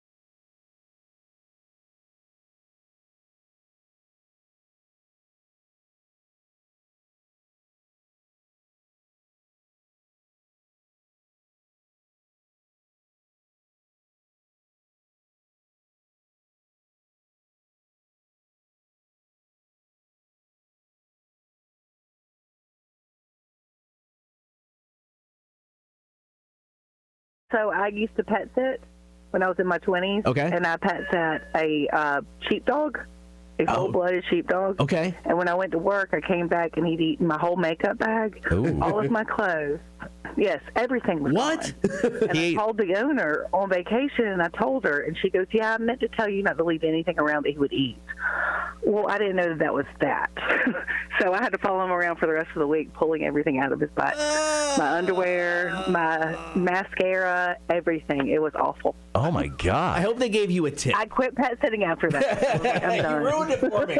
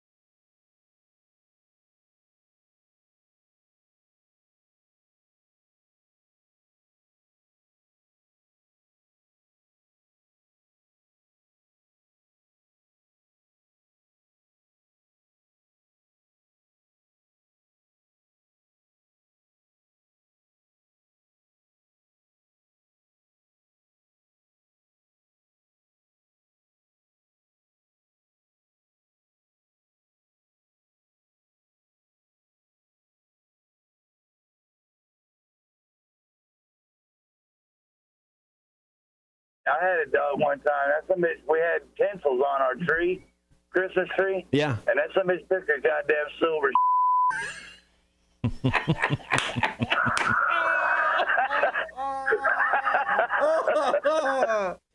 Thank you, Vic. You know it's a good day when you can end your call, comment, and text segment with a call from Vic. All right, coming up next, got a great story about a 50-year-old can of Coors and celebrating the 50th anniversary. Nothing but respect for this woman. Here's Highly Suspect in 16, Cotter and Marshall Show. Rock 1061. Sorry about that, guys. No, it's, yeah. Buttons are My hard. bad.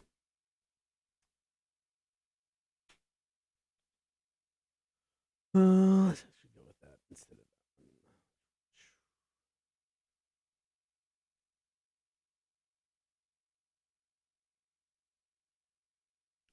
So, story with Phillip Rivers, I was mentioning before the break there. So, Phillip Rivers says he's staying ready and won't close the door on a possible NFL return, although he said he was retiring after the end of last season. He played one season for the Colts and then obviously 16 for the Chargers in between San Diego and L.A. So, this dude has to play, mostly for the fact he has 9 children. And I'm guessing he probably didn't make enough money as an NFL quarterback to probably, uplift his family forever. That's a lot of kids. That is so many kids. I mean, if you got a lot of kids, more power to you. That's great. So Phillip is currently in his first year as a head football coach at St. Michael Catholic High School in Alabama. According to MaxPreps.com, the team's final regular season game is scheduled for October 29th, which is week 8 of the NFL season. Just in case he wants to fully commit to the team, he could still go and play NFL football after week 8. And what's the Carson Wentz? Carson Wentz, who's currently the quarterback of the Colts. Yeah. He's out 5 to 12 weeks because of a foot injury he suffered in practice. So even at the earliest, he probably can't come back till week 3 or 4 possibly. So right. Carson Wentz is going to miss some time, which the Eagles are very unhappy about. And I'll tell you the reason about that in a second. But yeah, I mean, the Colts, they definitely need probably a backup quarterback. I mean, the guys that are currently on their squad, you don't know their names. I could tell you all their names. You don't know them. Right. But Carson Wentz will be out 5 to 12 weeks with an injured left foot. So Philadelphia is going to be really angry about Carson not playing those first few weeks because it's something to the effect of if Carson Wentz plays over 85% of the season, their draft pick that they'll get in compensation of Carson Wentz would go from like a second round to a first round. Oh, no. So Carson Wentz pretty much started like most of the season, right. if not all the season. the compensation's much different. So he's got an injury. Yeah, so he currently has an injury that'll put him out for the first few weeks and probably screw over the Eagles, which is kind of hilarious. That is pretty funny. All right, we got about 45 seconds.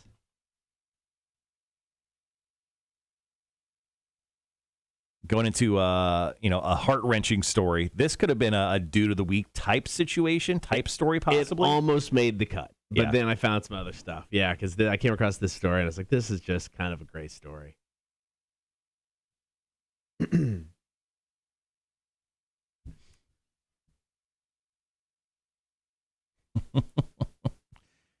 Charles says, Mac, does Tim Janier screw up your studio also? Mac goes, no comment, Charles. Funny enough, same studio. Same studio. All right, guys, be right back. Yeah.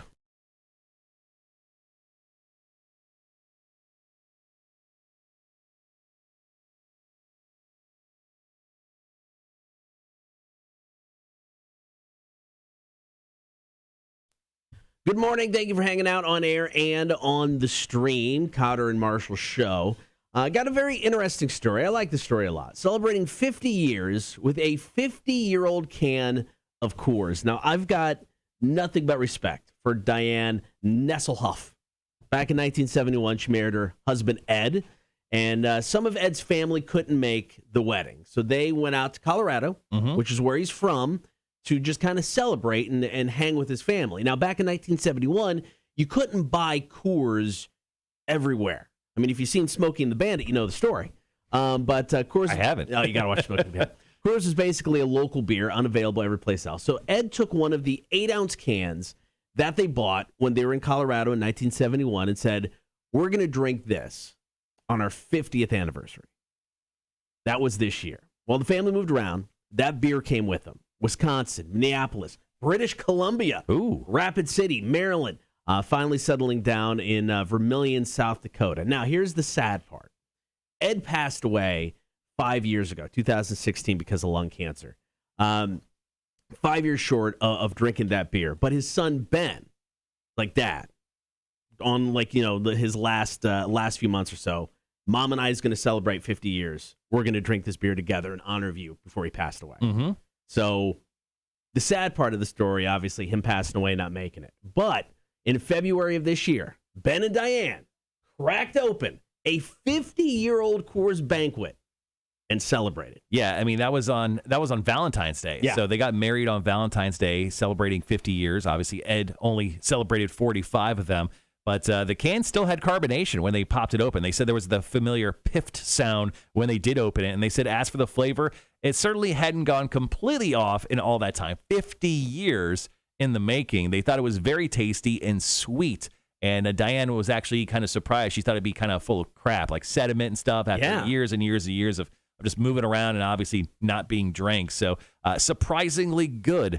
So Coors Banquet heard of this story, and obviously it's a tear-jerking story. Coors sent Diana a Coors Banquet beer cake with the message, cheers to 50 years. No word on how long they plan on saving the cake yet, but I'm sure they'll save at least a slice, maybe a couple years. Yeah. Oh, yeah. I mean, I'm guessing the cake won't hold up as well as the beer. Now, probably not. Does this go to show that things are just built better back in the day, right, even when it comes to beers? Yeah, 100%. And they served it in an 8-ounce can, you said. Yeah. That's a tiny can. And it was pre-Pop Top. So, I mean, they literally had to take a can opener and pop it open. You had to work to open your beer. Kids nowadays don't understand how hard it was to drink a beer back in 1971. Got it easy nowadays. Back in my day. To walk uphill both ways while drinking beers to go to school. All right, coming up next, a couple cops got together and put together a list of ways to get out of a ticket if you're pulled over. Now, if Rhett's listening, if there's any other cops listening, I want you to kind of chime in and let us know if these things are legit or not. So we've got a list of 5 ways to potentially get out of a ticket if you're pulled over. We'll tell you those next. It's coming up in Cotter and Marshall Show, Rock 106.1. Do you think cops will tell us if that's true or not? Or they'll say, yes, it's completely true, and just bust you for it anyway. I'm really going to screw people over today.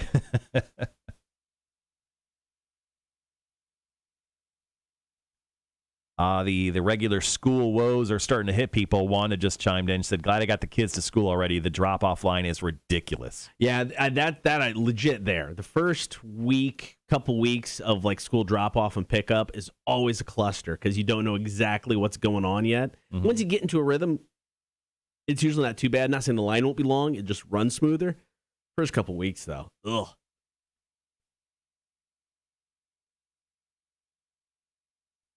I mean, can't you just drop the kid off like a block from school and like just let him walk the rest? Do you have to drop him off like in the line? Is that like a school rule or something? I guess it depends on what you want to do as a parent. I mean, the younger the kid, the less you want him to walk. How much time we got here? We have got 6-7 minutes. Gotcha. I'll be right back. Okay. I should do this first. Yeah, this list was kind of interesting. It's just it's just kind of just tips. I mean, it's you've already been pulled over. You know, it's not like, hey, don't speed. It's things to do once you've been pulled over. And you know, it's like I got a warning. And it's been a couple of years now. It's before the pandemic, before we moved. I ran through a red light. Totally ran through a red light. Thought I had more time. Lady pulled me over and she's like, "Did you see the red light back there?" I'm like, "Yep, ma'am. I'm so sorry. I thought I had more time. You know, my bad. I ran through it." And she like shocked her that I was honest. And then she comes back and she's like, "I'm just going to give you a warning. You know, thank you for being honest about everything." So I got a warning, but that was it. I mean, I think most of the time, just don't be an a-hole, man. I think you're going to be okay. But here we go. We got these five tips. We'll get to those. So, Rhett, if you're on, if there's any other cops on, let me know. Two penny pervs, I'll be dropping them off. That's probably not a bad thought, Wanda. I don't blame you there. Don't blame me at all.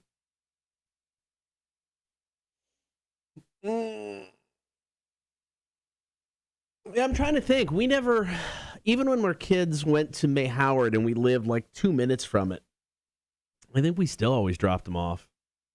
They might have ridden a bike a couple times, but not too often. Normally it was a drop off. Then by the time they were in middle school, both of them were getting bussed away to other schools in the district.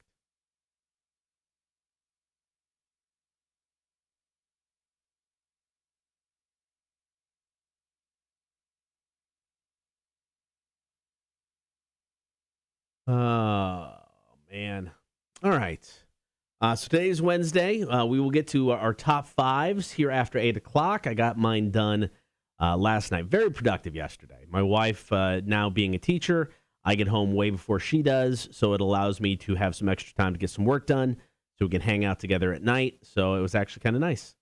Tonight will be different because I've got bingo at New Realm. If anybody wants to come down, you can come hang. Anybody wants to host bingo, well, let me know. That's still a thing. But that's tonight at 7, if anybody's around downtown. What's the weather going to look like? Because the theory of once it rains, we have a busy night of either trivia or bingo held true for Monday. It was a downpour, and it was a great night. All kinds of teams. I think Jeremy Nelson from JCL said we're getting like 3 inches of rain throughout the week. So yeah, probably going to rain, I'm guessing. Right now, it's just cloudy throughout the evening. Oh. So we'll see. It could change. We haven't heard from Horny for Smoked Meat, a.k.a. Sean, yet. That's true. Sean advised me to buy a leaf hammock for Hefe. Oh, did you get it? The new music beta fish. So I purchased it, and I wanted to kind of show it off. It's literally a suction cup with a leaf. Yeah, but it's like a little bed for it. It's like a leaf hammock for the beta fish. So I'm going to install that. I just wanted to show it off to Sean, hopefully, but he hasn't chimed in today. Must be a rough day for him. Too busy smoking meats last night. Very tiring. Obviously. Very tiring. So our friend Tony from Perfect Touch Massage right next door, she went to New Mexico for a vacation for like 17 weeks, and she just got back, and she brought us a bunch of stuff. She brought us like a green chili beer. Yeah. She got you some Hatch green chilies. So good. And she brought us like these tortillas, which are incredible. So good. So I used them for the first time last night. So last night I did like a really simple shrimp taco for dinner. Right. So just seasoned them with salt and pepper. Put them in the skillet for a little while, and then just did like a sour cream, put a little like sweet potato like veg mix with onions and stuff on there as well, and just a sprinkle of cheddar cheese. It was incredible. Those tortilla shells were amazing. Yeah, they are. I mean, they're not like your typical thin. They're not thick like a pita, type thing, but they definitely have a little bit more heft to them. Super, super good. Mm-hmm. I got Nowhere Generation, and then we'll get into our final topic of the hour, top of the 8 o'clock hour, Mount Rushmore, worst driving habits. Lane, he did call and or text the person. They haven't got back to him. Yep, I texted yesterday, and I'm just waiting on a response. So once again, thank you for that. Appreciate it. I think you have to live close to the schools in order to walk, ride bikes. Plus, they make you check off on how they get to and from school. I guess that's like a good safety thing. Like as a kid, man, I mean, I probably lived a little less than a mile away from my school. Yeah, when like grade school, and I would just ride my bicycle every single day. Yeah, I lived about a mile away, and I rode my bike every day. But yeah, now you got. Are they a bus? Are they a driver pickup? Are they a walk? Yeah, all that stuff is kept track of. And I get it. All right. Coming up next, we'll just break down 5 real quick things you could do to help maybe get out of a ticket. I'm sure Cotter talked about that while I was on my tinkle break. My tinkle and then my retinkling. Refueling of my retinkling.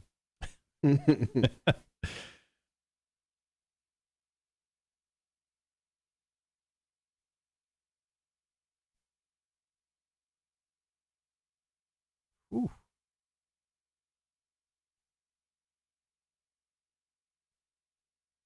Got any stories for us over there? Stories for what? Just to bring up on the stream. Oh, no, I didn't.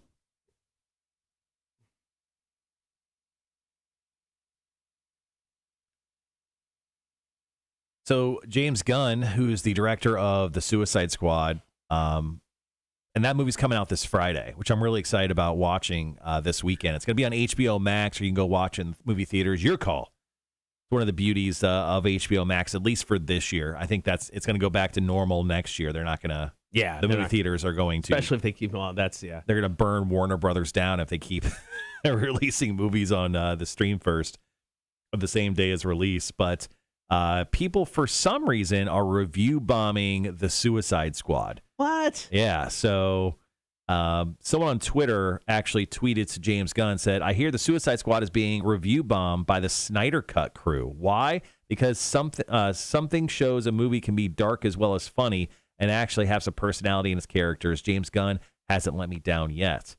James Gunn says, "I'll live. Stuff like this means nothing in the big picture. And important to point out, most of the Snyder Cut fans have been supportive. Only a few who feel it's worthwhile spending their time doing stuff like this." So I don't really know why that section of the internet is mad at a movie like this. I think they're just mad that Warner Brothers keeps not putting out a continuous line of connecting movies, kind of like Marvel did. Because as soon as Marvel did, everyone's like, "Oh yeah, you should do that with DC. They have all these amazing characters," and they just haven't. They've screwed up every single chance they've got to do something even close to this. So it's weird they're review bombing this. I mean, the most recent case of that was Masters of the Universe, which I watched and was excellent. Yeah, I don't get the review bombing thing. I just don't. I don't know. People are just so angry, stupidly angry. Charles actually just chimed in on the stream. He said, "Anonymous question for Chicks on Dudes. I'm an engineer for a radio station. I can't score. Should I wear or not wear my pocket protector when trying to score?" We'll be right back.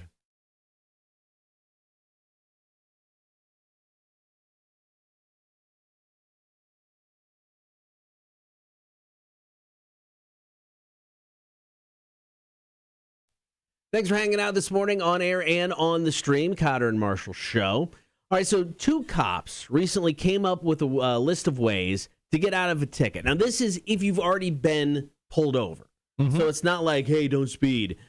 These are things to do once you've been pulled over to try to get out of a ticket.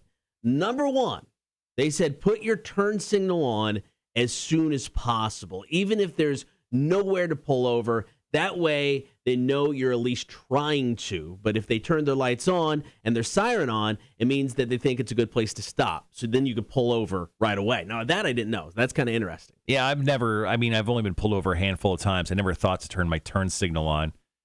For the most part, I guess. It would make sense if I was like pulling into like a parking lot of some sort, like trying not to break the law more in front of the cops. But yeah, that makes sense. Number 2 on this list of ways to get out of a ticket, kiss up to the cop before they go to their cars to run your info. Now, what is a proper way to kiss up to a cop? You look great today, sir. The one thing I did, because I got pulled over, this is when we still lived in Wilmington Island, and I ran through a red light. I thought I had more time. I didn't. Mm-hmm. And when the cop pulled me over and they did the typical, did you see the red light thing? And I'm like, yep, I did. I thought I had more time. I'm so sorry. It's my bad.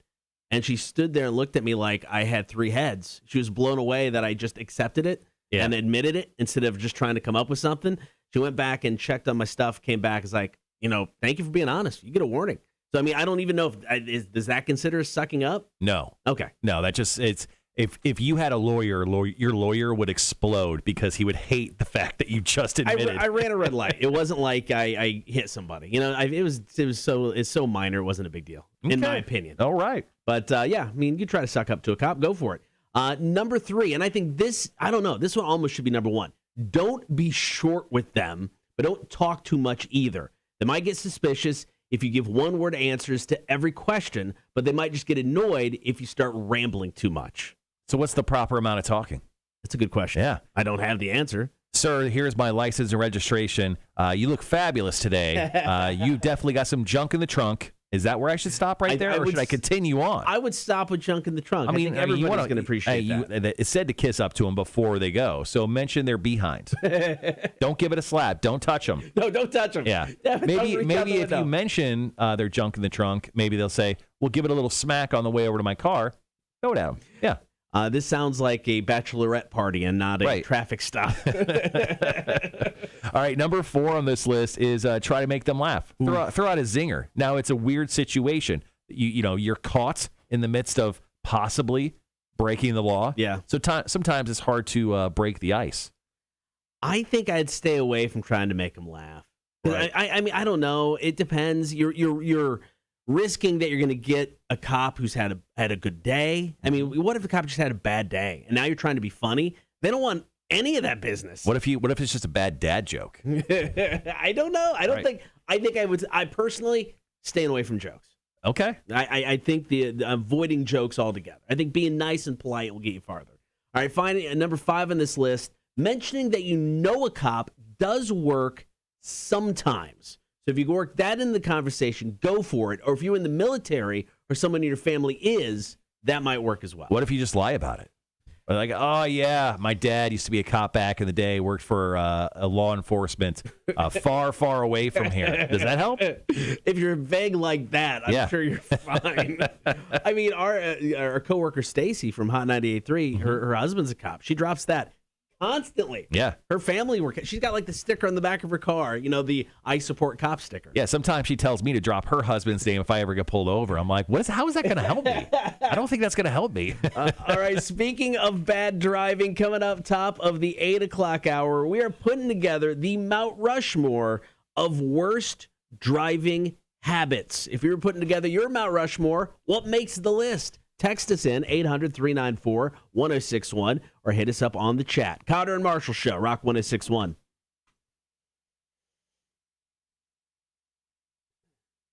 Someone just texted in and is really upset with me.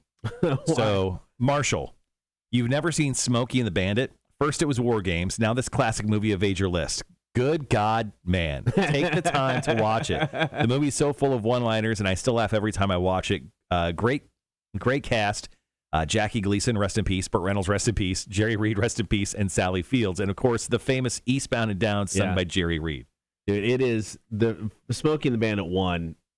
Oh, it's an all-time classic. It is so good. I don't think I've ever seen it. Jackie Gleason is he's an iconic guy anyway. And, obviously best known for, like, the Honeymooners and stuff like that. But his role in this movie is so good.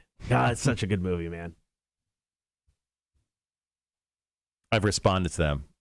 I said, mind your own damn business. No, I didn't. I said, I'm so sorry. I'll rectify this offense. Actually, let's just answer this question for Charles, this anonymous Chicks on Dudes question. I would say, should I wear or not wear my pocket protector when trying to score? I would definitely say wear it. Wear it. It definitely will stand out. Mm-hmm. It'll definitely get someone's attention. It's probably the wrong person's attention, but someone's attention. So Mark Richardson is a listener of this station, a OG listener from when I got here 12 years ago. I believe he's the guy that got us the mannequin. Mm-hmm. I used to do something in the afternoon called Trading Post, where I trade out a bunch of promotional items for just random things. One day I asked for a mannequin because I was like, a mannequin in the school studio would be fun. So the story was he went over to the mall, told them it was for his daughter's Girl Scout scavenger hunt, and they gave him one. And then he brought it to the radio station. He's test positive for COVID, just kind of feels like ass. So thoughts out to Mark. Super good guy. He just emailed us, or? He had reached out to Billy about it. But yeah, super good guy.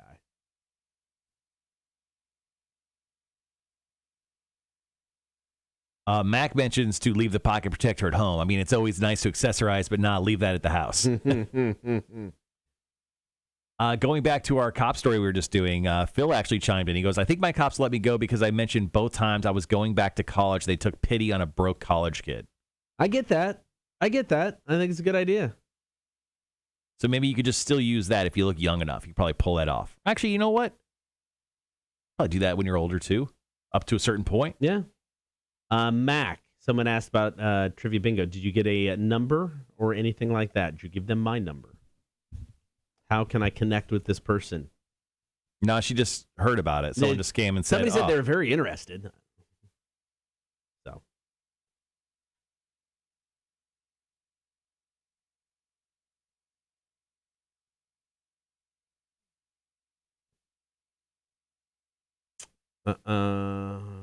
Let's see. Coming up next, Tripping on a Hole in a Paper Heart from Stone Temple Pilots after 8, putting together our Mount Rushmore. Also, 8 o'clock, we'll get to our top fives.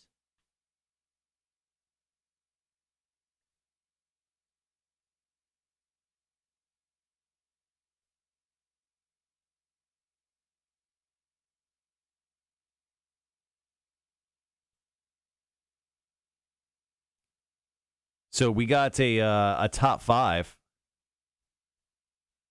for Tim Janier. And it's by Tim Janier. And this is my top 5. And this totally came from our engineer, Tim, the engineer, a.k.a. Tim Janier. So let's go over that list real quick. Number 1, steal DeLorean, create time machine to go back and sabotage Cake Day, charge phone battery so I can record this. Number 2 on the Tim Jr.'s top 5 today. Ask Marshall to show me the band workout so I can beef up before my high school reunion. I'll show those girls from the AV club what they missed out on. Number 3, apply to DeVry to finish my studio engineering degree. Ask if any of my library science credits will apply to my hours. I like that one too. Number 4, check eBay for new sound mixer. Also move Cotter's monitor so it's not directly above his chair. Need ceiling mount from Amazon. Number 5, stop reading comments on the stream and schedule session with my therapist. I need a little couch time. Screw those guys and their awards. Wow, Tim. Jeez. It's weird that you send your top 5 to me. I like that. But thank you. Thank you for sharing. We appreciate that.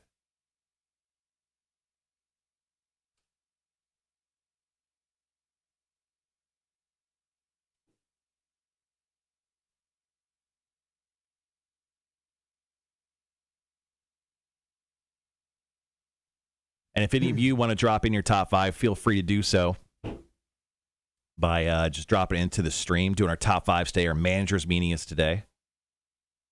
I haven't wrote my list yet, but one of them is definitely going to be going to pick up checks here for Club 51 and Barrel House. Got to do that today. No, thank you, Mac. That's cool. That is cool. Hopefully they'll reach out. Wanda, you got this. Understand. Drop. Tears coming. You'll be okay. You'll be okay.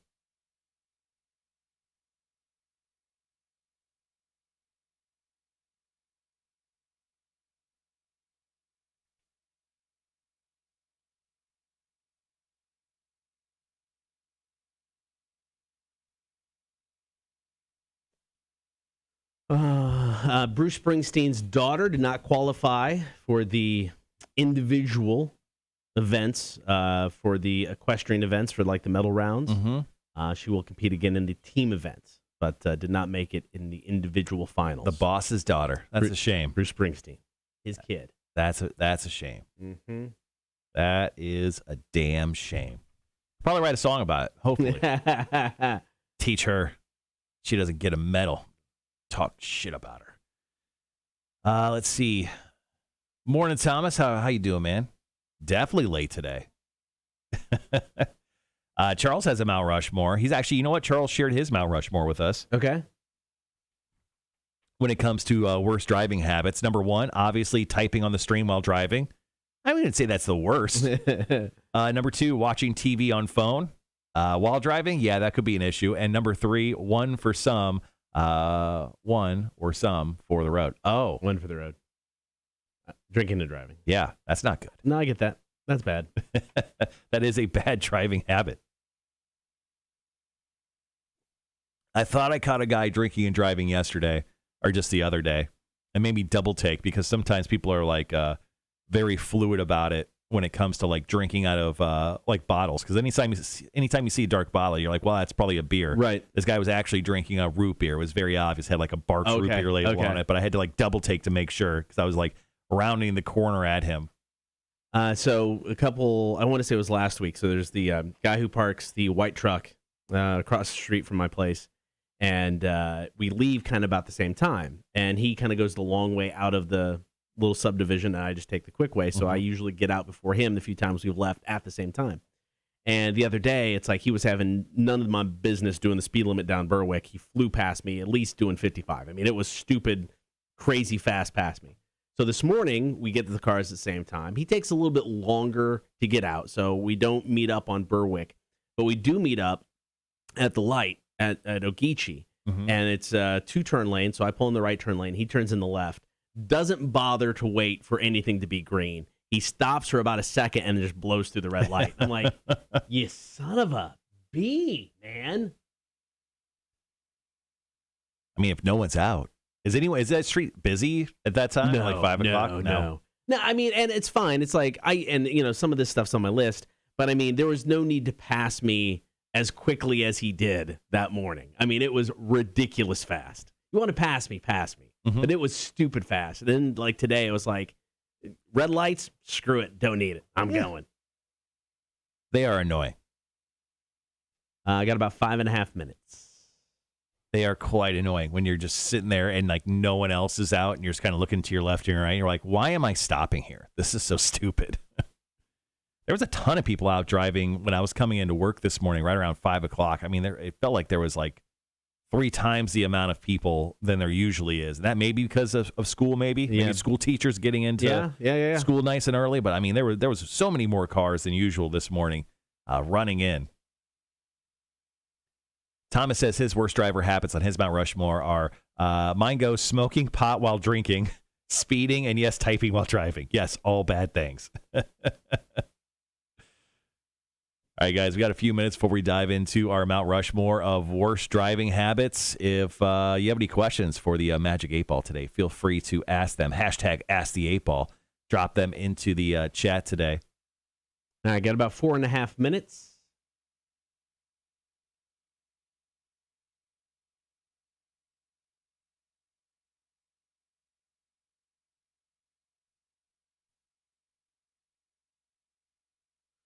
Oh, man. Charles says that he cuts through all the red lights as well. Yeah, really? 3:45 a.m. when he's going to the gym. Yeah. I would definitely do the same thing. So we're going to lunch on Thursday, tomorrow, with one of our corporate guys, the corporate programming guy. Where are we going? I don't know yet. 12:45 lunch. Yeah, 12:45, 1 o'clock-ish. It'll be, me, Jason, you, Mac, Stacy, and Jake. So, all right. I don't know where we're going to go. Suggestions? Any thoughts? Nope. Yeah. I'm gonna let you crazy kids choose.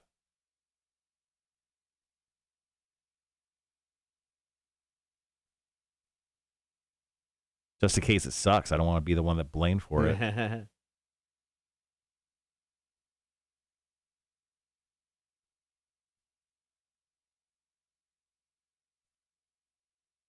Mac's worst driving habits are texting and driving. Didn't you get a ticket for that? Texting at red light, attempting to drink water out of the gallon jug while driving, horrible bass that you can hear outside of the car, 2 lanes over, and not using the blinker.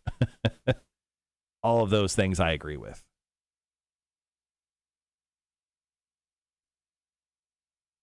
All right, we got about 2 minutes, 45 seconds. Pearl Jam Alive. Get into the first half of our Mount Rushmore. So they got trivia to get to this hour. And then Mac hopefully joins us in studio. Chicks on Dudes.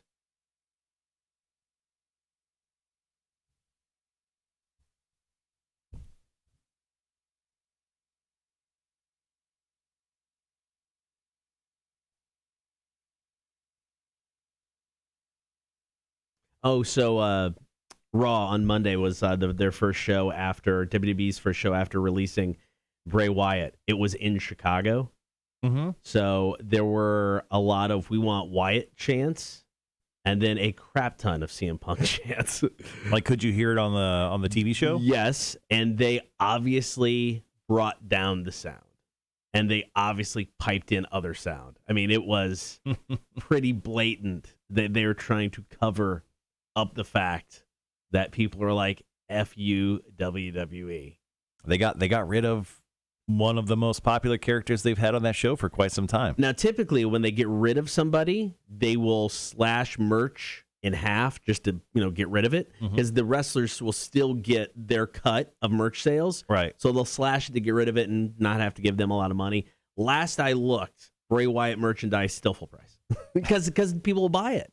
Yeah. He was a big merch mover. Is it a collector's item at this point then? That's a good question. And now, when merch, the money they made off merch used to be a much bigger part of their pie. Now, because of their deals with Fox and USA, it's obviously not as large. It's not as important, but still, it's a thing.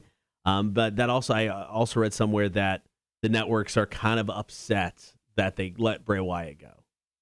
Yeah, it makes sense. I mean, he's one of the bigger draws of WWE, so it's kind of weird they did that. I've got a story here that's actually really interesting. So last night, Guns N' Roses kind of debuted a new song. So next time we hit the stream, I'll talk about that. But we're going into the Mount Rushmore of worst driving habits. So we're jumping on the air here in about 30 seconds. So we'll save that story for when we hit the commercial break here in a few minutes.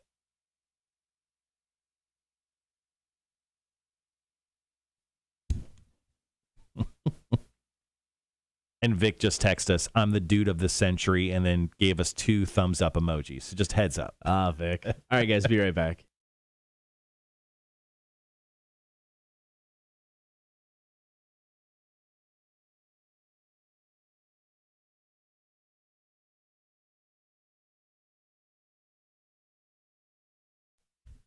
What are some of the worst driving habits? We're going to put together our Mount Rushmore coming up in just seconds. You can hit us up with your Mount Rushmore. Text us 800-394-1061 or comment on the stream. Speaking of the stream, it's your opportunity to join the horde. Hang out with us each and every morning. Watch the show on Facebook, YouTube, and Twitch. Be sure to like, follow, and subscribe. As always, you can listen to the show. You can get us on your in-home smart speaker. You can download the app for free or listen on the website, rock1061.com.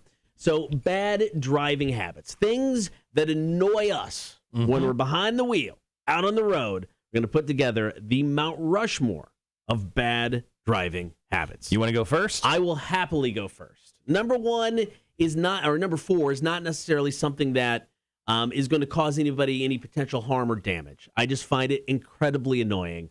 Leaving the extra car length or more when you're waiting at a red light. That's a good one. I don't know why it annoys me, because it's not affecting my day. It doesn't do anything. It doesn't slow down my travel It could time. affect your day, though, because you could miss the light because one person decided to take a football field length space between them and the car in front of them for no reason. But it will annoy me even when I'm not in the turn lane. It happened yesterday on my way home. I was going up Montgomery Cross, and there was somebody in the turn lane, and there were easily 2 car lengths between them and the person in front of them, and I was just going straight, and I'm still going, what are you doing? Yeah.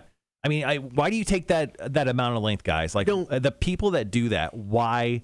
What is wrong with you? Why are you doing that? Do you get out of your car and do activities in between the car links, like during the red light? You do some exercise, do your squats, lunges or something? Like, what is going on in your mind that you're like, this is good?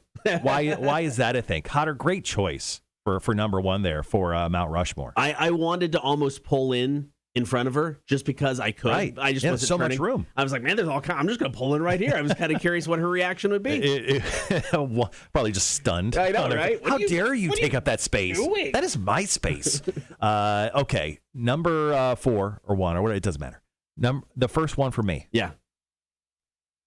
Not replying with the courtesy wave. Dude. When I give you a courtesy wave, whether that's allowing you into traffic or just like if I'm driving through the neighborhood and you're my neighbor and I'm just going like, hey, Jim. I don't know his name. I was going to say, that's why he didn't respond. I don't talk to my neighbors. If I'm waving at you, give me a wave back. You saw me. We made eye contact. We're essentially soulmates at this point. Give me a wave. Yeah. Especially if I do something nice for you. I let you into traffic. I don't know. I stop a burglar or something, and I am like, I'm courtesy waving everyone around me. Throw me a wave back. Acknowledge my existence. Yeah, I'm a big proponent of the wave back. I just think, you know what? It's a dick move if you don't do it. Yeah, so, I mean, worst driving habits, if you do not give me a courtesy wave back, dead to me. All right, Mount Rushmore of bad driving habits, number 3 on my list, no turn signal. It's a simple thing. It's an easy thing.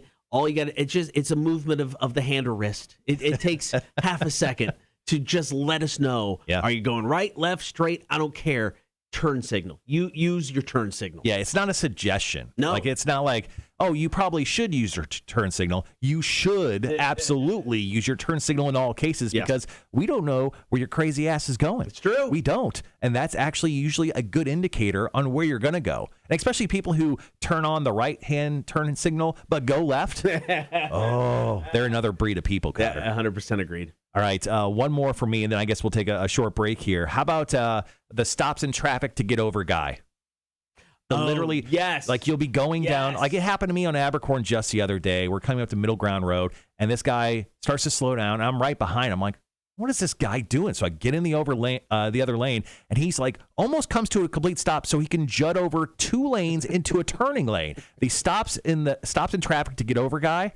I hate that guy. That is a terrible driving habit. No, this is a great choice. And it's even worse because you sometimes have that center lane that is the turn lane that you can go right or left in. Yeah. When they don't even use that, it's there for you to use, yet you're stopping in the driving lane and not getting over. It drives me up the wall. Yeah, once again, doing the Mount Rushmore of worst driving habits. Boy, that one's high up there for me. All right, we've got our top 2 coming up next. First, Volbeat, Wait a Minute, My Girl. More Mount Rushmore on the way. Cotter and Marshall Show, Rock 106.1. Yeah, a guy did that to me literally the other day. I am driving down Abercorn. He's got a truck with one of those like hatchback or covers, like truck covers on it. Yeah. And for no reason out of nowhere, we're going a solid speed. I have some good distance between us. And he like really started jamming on the brakes. I'm like, is there someone in front of him? So I'm like, screw this guy. Get over to the right-hand lane because it was fairly empty. There was no one in front of him, and then I just see him like jut completely over into a turn lane. I'm like, what are you doing? And, like he had space to get over. Yeah. Like there's no reason for him to do that. Yeah. All right, got about a minute and a half because this song is short. We'll wrap up our Mount Rushmore. Oh, Elaine hopping in with the top 5. Thank you. We'll get to those here in a bit.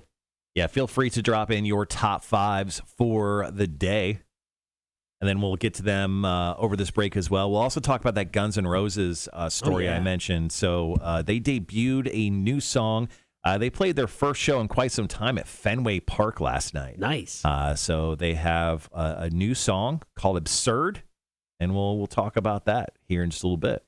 Philip, that's a good one too. Most annoying for me is when there's traffic and clearly one lane is closed, but people speed down the lane to get in front of the other people that are doing the right thing and getting over early. Yeah. Yeah, that's annoying. I've been that guy before. I won't lie. I've done that before. I don't do it every time. Yeah.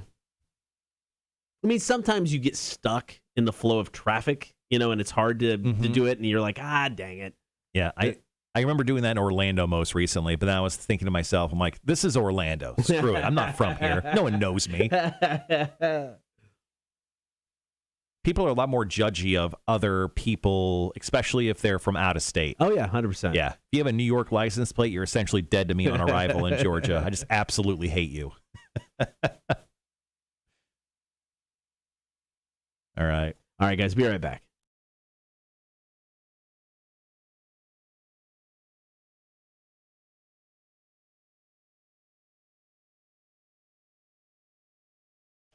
Thank you for hanging out on air and on the stream this morning. Cotter and Marshall Show. We're putting together our Mount Rushmore of bad or the worst driving habits. Coming in at number 2 on my list. Riding my ass when I'm already going over the speed limit. Yeah, tailgate guy. Yeah, I had this one down in honorable mentions. Yep. Yeah, it's just like, look, I get it. If I'm going slow and you want to kind of encourage me to speed up, I'm cool with that. If like maybe I'm not paying attention, I'm doing 45 into 55, you're on me, I'm like, oh, my bad. Let's go. But if I'm already going 5 miles an hour over or more, don't ride my ass for a mile. All I'm going to do is get pissed, and now I'm slowing down. Yeah. Now I'm going to make this worse. So you're not going to slam on the brakes? Are you just going to let up on the gas? I'm not a slam on the brakes guy. Okay. No, I like just to slow down. I had this happen to me on Berwick. I was driving up Berwick, and I was doing 35 on Berwick. I was whoa, you animal. No, it's 35 on Berwick. I was probably doing like 38. Yeah, but how drunk were you? No, that day not. Okay. But no, so I was driving, but I had the cruise set, and this lady was on my ass. Mm-hmm. So I'm like, yep, just going to chug down cruise a little bit. Got down to 30 miles per hour. She was obviously mad, but I'm like, nope, don't ride my ass. I was already going over. You know what you're doing. Don't do it. Yeah, the tailgate guy, worst driving habit is the worst. I mean, I think I wrote here, tailgates are meant for grills, beer, and football. If you're just bumper to bumper on me, I can only imagine you want my number. So that's what I wrote. Yeah, but I completely get tailgate guy. How about number 2 on my Mount Rushmore here? How about loud music and traffic guy? Whether you're driving a motorcycle or a car and you're just blasting whatever music, just so you know, whatever your musical choice is, it sucks. I hate it. I don't care if I like the song. I hate it because it's coming from you. Also, if it's rattling my car, it's obviously affecting me. And then also, if it's country music, you're doubling down on how much I hate you, pretty much. So if you're throwing the double down on playing country music and it's like shaking my inner bowels, like if I feel like I need to go onesies or twosies because your music is shaking my life so hard in not a good way, pretty much you suck as a human being. So that is a terrible driving habit. Number 1 is an easy one for me. It's an oldie but a goodie. Driving slow in the passing lane. Don't do it. Don't do it. Dear God, don't do it. On our way down to Hella Mega Tour on Saturday, I got stuck behind somebody who was, it's 70 on 95. I got stuck behind somebody who was doing 65-ish in that lane, and you had people and he couldn't get over at this point because everybody's trying to fly by him now on the right, and he's just putting along, doing his own thing. Where were they from? Once again, I judge people from what state they're from. I didn't look. New York. I bet you it was New York. It might have been. I didn't look. Like the worst drivers are from there, man. And he was making no effort to get over because when the right-hand lane opened up, he didn't move. Yeah. He didn't care. I'm staying right here. It's like that is by far. Old guy? Yes. Yes. By far the biggest thing that drives me up the wall. Yeah. Man, there's so many other choices. Here, how about this? Before I jump into my last one, can I do honorable mention? Yeah, definitely. How about nice guy? Traffic guy. What do you mean? There's the nice guy who literally will stop and let everyone out while you're behind him. Yeah. Like, oh yes, please sir, come out. Yes, you too. Yes, you come too. Oh, there's children walking by. Let me stop for an extra 30 seconds. They're a mile down the road. Yes, yep. Wait, and I'm stuck behind you. Nice guy, traffic guy, whatever you want to call him. That's what I just wrote. I wrote nice guy. You're the worst. No one's that nice. You don't need to be that nice. Just the one rule. Give you one. Yeah, let that one person by or in a car or a bike, whatever. That's it. Just the one. Agreed. And then move on so we can all move on. But my number 1 on Mount Rushmore, and I'm sorry to all the Lyft and Uber drivers, especially the good ones. I'm not really pointing you out, but I'm pointing out the bad ones. The blame it on GPS, Uber, and Lyft drivers, especially down in busy areas like Broughton Street, Bay, or River. Like, I'm walking down the street and a car just almost clips me on a sidewalk. And they're like, are you Jimmy? And I'm like, no, I'm walking. Do you think I'm waiting for a car? Like, the worst driving habits are and like Uber and Lyft drivers will stop in the middle of traffic to grab, and I'm stuck behind them, and like I'm missing red lights. Like, blame it on GPS. Uber and Lyft drivers are the worst because they'll literally be like, "Sorry, man, the GPS, it should have drove me around the block." Like, yeah, it should have, but now you're here in front of me. So, yeah, number one on my Mount Rushmore, blame it on GPS, Uber, and Lyft driver guys, the worst. There you go, Mount Rushmore of the worst driving habits. Coming up next, going to talk about the Horde, why you should join it. Stick around. Cotter and Marshall, Rock 106.1. Did you have any honorable mentions that you didn't get to? It was not paying attention when the light turns green. Doesn't happen very often, but and I consider myself generous. I'm not going to beep right away if you don't take off. But I mean, if you're not 3 seconds in, I'm going to beep. Yeah. Happened the other day, and the person kind of did this thing in the rear view. I'm like, you weren't paying attention. How about I just wrote, no lights guy. You're drunk. That's it. That's my entire thing.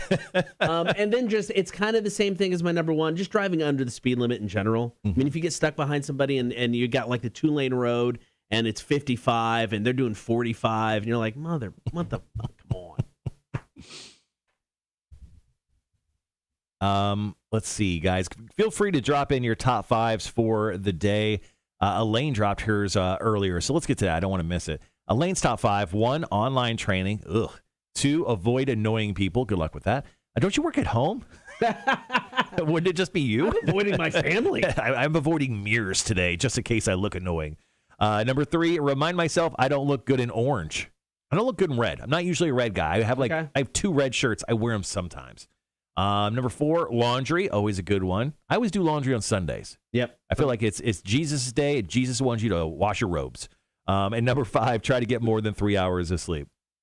I have been on this epic run of waking up 20 to 30 minutes before my alarm every single damn day, and I'm tired of it. I want to wake up when my alarm goes off. I get that.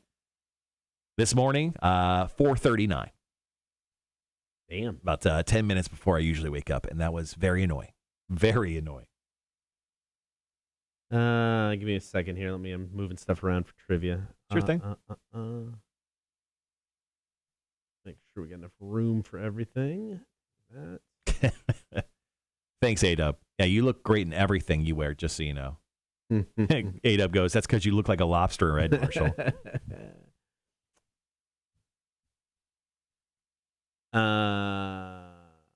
Let's see. All right, so my top 5. Yeah, what's your top 5, man? Where'd it go? Here it is. All right, so number 1, got to work on the Labor Day countdown for Rock. Working on imaging and promos. I think I can say it. I'm going to say it. We're going to run the Jacksonville Jaguars on our sister station, Rewind 107.9. What? I know. Is that breaking news? I think it might be. So got to work on just some breaking news. Just that cow sound.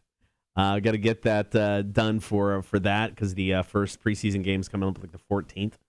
VTing the rest of the week for the one and only Monty Jets over. Is he still on vacation? He's back Monday. Ooh, I want a 3-week vacation. And then so I'm doing recording Lisette. Lisette hosts a Latin lunch program on our sister station G100. She does. Mia, who is the program director for G100, is out on maternity leave, about ready to have a baby. So congratulations to Mia there. Typically she does that. So I'm going to record Lisette. Here's the interesting part. So she does this in Spanish. I don't speak Spanish. So if any of this show needs edited, I don't know what's going to happen. So Godspeed to this show.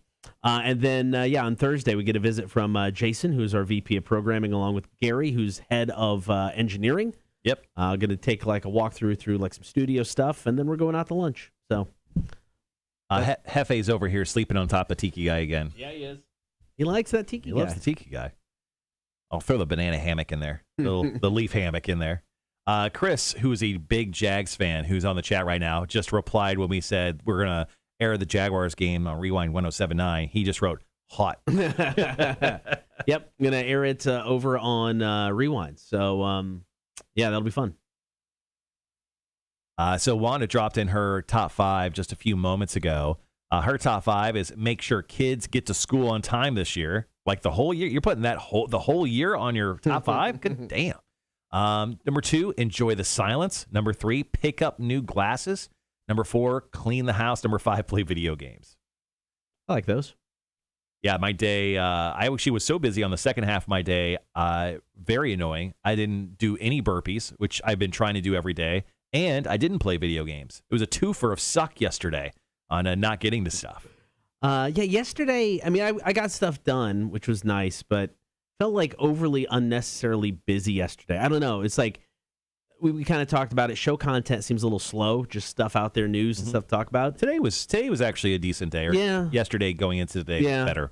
I felt I struggled a little bit, so it took longer than I normally would, but not bad. I still got I guess 2 hours we've classified not as a nap. I slept for 2 hours yesterday. It was great. Good Lord.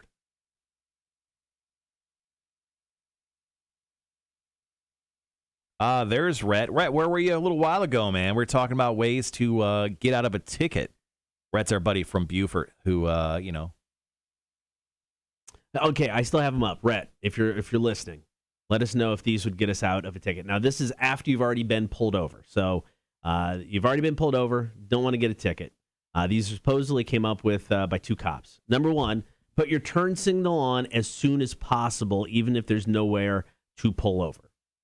Number 2, kiss up to the cop before they go to their car to run your info. So suck up to the cop. Number 3, don't be short with them, but don't talk too much. A little bit more context there. They might get suspicious if you give one-word answers, but they might get annoyed if you start rambling. Number 4, this is one I question personally. Try to make them laugh. And number 5, it says mentioning you know a cop does work sometimes, or if you're in the military or someone in your family as that might work too. Do any of those things potentially get you out of a ticket? He said he's listening. I'm sure he's going to get back to us here in just a moment. If you need me to repeat any of those, just let me know if I went through them too quick.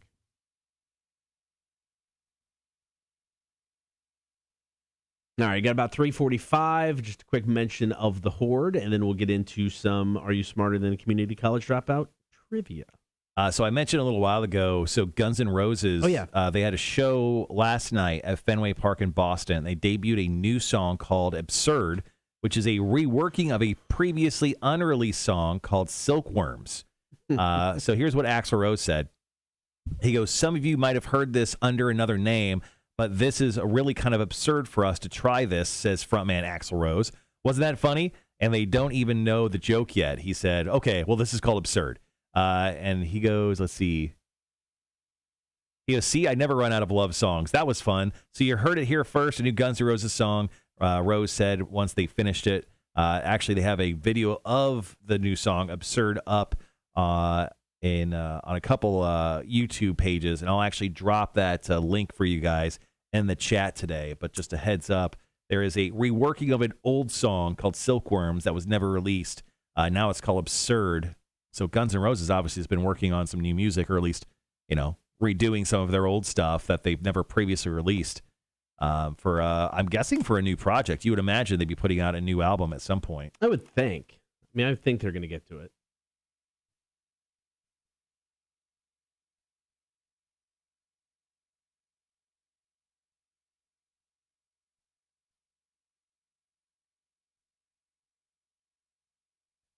All right, I'm just finding that link real quick so I can put it up in the chat. I found it here. Now, I haven't listened to it this yet, so if it sucks, don't blame me. But I will drop it right here in the chat in case you guys want to listen to that kind of ish new. Can you classify it as a new song if it's a reworking? I guess it's an unreleased song. I don't know. It's a newish song. Yeah, well, newish. Red says the rambling too long is very annoying for a cop. Okay, I would imagine. I think that would be it could wear on you. Yeah, he goes, short, quick answers is appreciated and oftentimes returned with a warning. This makes me, the making me laugh can also work. Okay. Dropping officers' names will get you a ticket every time. Don't do that. Okay. That's solid. That does seem like a, hey guy, I know this guy. You know that you guys are, yeah. So how do I make you laugh though, Rhett? Do I just drop a joke like officer, and then just like drop a joke? You roll down the window and just be like, pull my finger. That's it. I love it. Aaron, you did miss the dog bit. That was beginning of 7 o'clock hour today. Wanda says, I got out of a speeding ticket, I think, because the state trooper thought I was in the military. I just had a basic Army cap on my dash. And he said, thank you for your service. I said, thanks, and drove off. Yeah, I would have took that too. Yeah. And then I would have took that cap and just thrown it out the window at him. Sucker! Got you good. Got about 25 seconds. All right, jumping into trivia right here. Not quite yet. Oh, sorry, the Horde, then trivia. Yep. I apologize. No, good. All right, got about 15. We'll be right back.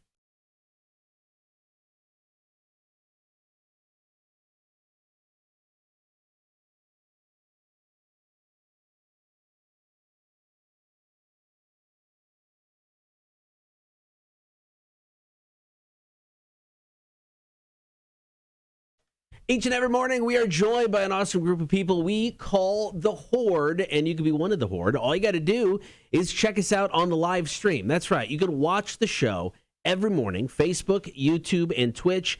Hang out during breaks, hang out during songs. It is a show within a show, if you would. Exactly. So if you are one of the great people that work like in an office, or even when you're just driving us around, you could just throw us right there on your phone while you're driving around. Maybe not pay attention too hard to us, but also watch us at the same exact time. You'll understand why I bought things like this beta leaf hammock for my beta fish. A listener, a member of the Horde, told me to buy that, and I did. It's right here in my hand if you're watching the live stream. So we showcase. It's almost like stupid like unboxing videos because we've gotten listeners sending us boxes of stuff. We have green chili chips, candies, coffee, all sorts of stuff that's been sent to us. So we do some weird stuff during the breaks here of the Cotter and Marsh Show. Reasons to watch the live stream each and every morning. So join the Horde on Facebook, YouTube, and Twitch. Be sure to like, follow, and subscribe. Coming up next, going to play Are You Smarter Than a Community College Dropout, brought to you by the Savannah Bar Crawl. Here's Nirvana, Rock 106.1.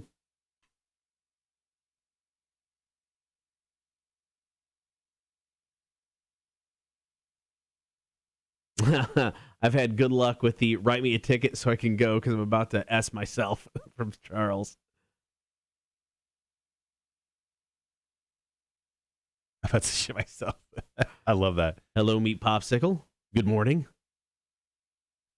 Aaron said, my dog really did eat our tomatoes off the counter and pooped. Boom, tomato plant was born. And they were the biggest, best tomatoes I ever had. Interesting. All right. Definitely going to need some more context next time when you answer one of our questions instead of just saying tomato plant.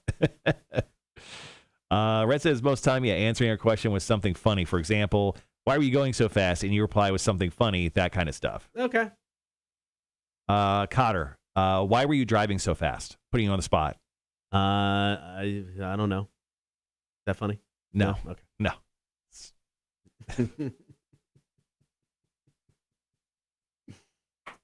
You smiled. For another reason. No, I was smiling so I wouldn't emotionally die on camera. Ask me that question. Marshall.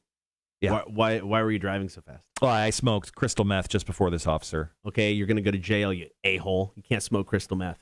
Oh, yeah? Yeah. Okay. Sorry, you're going to jail. Why not? It's America. No, it's not that. What else can I not do, officer? Why are you taking my freedoms? Well, you can't give me crap here, so you're going to ticket. Jesus. You're a really stern officer, man. Yeah.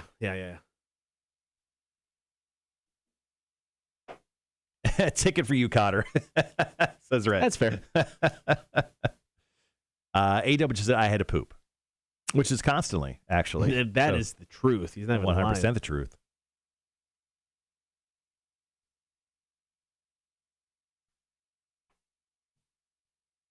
Littering and smoking the reefer. All right, got about a minute 20. Getting ready for Are You Smarter Than a Community College Dropout? Christopher almost committing a crime right here. He goes, I've hauled ass home before because I really had to use the restroom and seriously considered the fact that I may need to run over the police if I got pulled over. Sometimes you just got to go.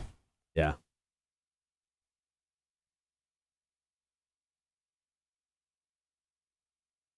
That's why you're a trained professional ret and I'm not. Do you have any meth on you now? In your possession? Well, no, I smoked it all, sir. Well, I was driving fast in the first place. Speaking of, I'm watching The Sopranos, and Tony's daughter just got done smoking crystal meth. Oh, wow, I forgot about that. Speed because she was stressed out about her schooling before she goes into college. I thought that was a bit of an overstep. I'm just saying. There's ways to cope by singing in a recital and having to do some finals. Crystal meth / speed is not one of them. Maybe that's what my kid's going to do. Oh, no. All right, guys, be right back.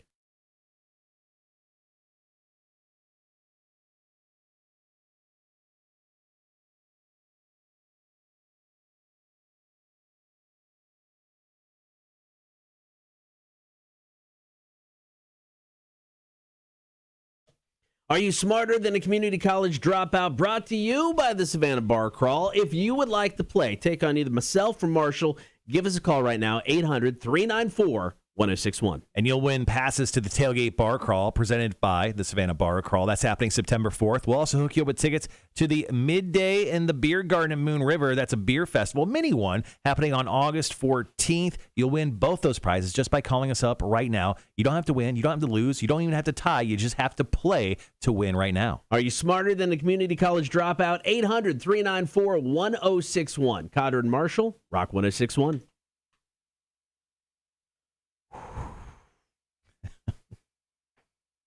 Go. Rock 1061, who's this? Hold on a second. I potted up the wrong thing. Rock 1061, who's this? This is Paul. Paul, you want to play some trivia? Yeah, absolutely. I listen to y'all's show every morning. Love you guys. Oh, thanks, man. Appreciate that. Who do you want to take on this morning? Myself, Cotter, or Marshall? I can barely hear you. I'm sorry. Do you want to take on myself or Marshall? Who's the guy who's got like the recent streak? Cotter's been on a recent streak of really good. Really, he's been doing really well. I want to take on Connor, though. Okay. Oh, I like it. All right, man. Good luck. Good luck. All right, man, so here's the deal. 7 questions, 60 seconds. If you don't know the answer to one of these questions, just go ahead and say pass. And, of course, your time will begin after I ask the first question. There are a couple multiple choice. I'll give you a heads up before I ask each one of those questions. That is a multiple choice question. I think there's three total. So other than that, are you ready, sir? Absolutely. All right, so here we go. The first question is multiple choice. According to the KFC ads, how many herbs and spices are in the Colonel's secret recipe? Is it 12, 14, or 11? 11. That is correct. Question number 2. Toxophobia is a fear of what? Excuse me, I'll say that again. Toxophobia is a fear of what? Chemicals? Incorrect. Question number 3. What year did Washington, D.C. become the U.S. capital? This is multiple choice. 1789, 1790, or 1791? Once again, what year did Washington, D.C. become the U.S. capital? 1791. Incorrect. Question number 4. What U.S. president coined the phrase, good to the last drop, referring to coffee? Is it Ulysses S. Grant or Theodore Grant? Sorry, that's multiple choice. Theodore. Correct. Ulysses S. Grant. Theodore Grant. Yes. Question number 5. Sorry. How many points are E and O each worth in a Scrabble game? 1. That is correct. Question number 6. What is Bruce Wayne's heroic identity? Batman. Yep, that's correct. And question number 7. What state has the highest relative humidity? Is it Alaska or Florida? Florida. Incorrect. All right. So you got 4 out of 7 today. Cotter? All right. I think it was Paul, right? Yeah. Paul, he got 4 out of 7 correct today. All right, Paul. I'm a little worried now. Yesterday, I brought up about how it's been a while since somebody beat us. Today, I could feel like that could be the day. So hold tight. We'll see how I do. We'll be right back to you. Not feeling good now. Not feeling good at all. I didn't realize how many. I had like 4 multiple choice questions in here. So maybe this will be really easy for you. Or maybe I'll totally screw you over with all these multiple choices. Yeah, I struggle with multiple choice. All right. So here we go, Cotter. Your time's going to begin after I ask the first question. Your first question is multiple choice. Here we go. All right. According to the KFC ads, how many herbs and spices are in the Colonel's secret recipe? Is it 12, 14, or 11? It's 11, right? That is correct. Okay. Question number 2, toxophobia is the fear of what? And this one's not a multiple choice? Toxophobia, being drunk. Incorrect. Question number 3, what year did Washington, D.C. become the U.S. capital? 1789, 1790, or 1791? C. Incorrect. Question number 4, what U.S. president coined the phrase good to the last drop referring to coffee? Was it Ulysses S. Grant or Theodore Grant? Who's Theodore Grant? Ulysses? Incorrect. Oh. Question number 5, how many points are E and O each worth in a Scrabble game? Man. 2. Incorrect. Question number 6, what is Bruce Wayne's heroic identity? Batman! Got that one right. And question number 7, which state has the highest relative humidity, Alaska or Florida? Oh man. Florida? Incorrect. Balls. I told you, Paul. All right. Told ya. Paul. Those were hard. Yeah, those are brutal. Lots of multiple choice. I didn't really. I think that was that the hard game? Maybe it wasn't. I hope that's the hard game. All right. Paul takes the win, 4-2 today. Congratulations, man. Congratulations. All right, we got Thank you. we got your phone number, so we'll be giving you a call here in the next day or so, and we'll get you all set up with all your tickets. All right, I appreciate it, fellas. I'm a big fan. Y'all keep doing your thing. I'll keep listening. Take care. Thanks, Paul. Appreciate Thanks, that, man. Paul. All right, hit me up with some answers, because obviously I didn't know that. According to the KFC ads, how many herbs and spices are in the Colonel's secret recipe? There is 11. You got that one right. Number 2, toxophobia is a fear of being poisoned. Oh, okay. Yeah. Makes sense. Question number 3, what year did Washington, D.C. become the U.S. capital? That's in 1790 or B. Question number 4, what U.S. president coined the phrase good to the last drop referring to coffee? That is Theodore Grant. There you go. Question number 5, how many points are E and O each worth in a Scrabble game? That would be 1. Question number 6, what is Bruce Wayne's heroic identity? That would be Batman. And question number 7, what state has the highest relative humidity, Alaska or Florida? All right, we're back at it tomorrow around 8:30. Are you smarter than a community college dropout? Brought to you by the Savannah Bar Crawl, Rock 106.1. Sorry, I said Alaska or Florida. It's Alaska.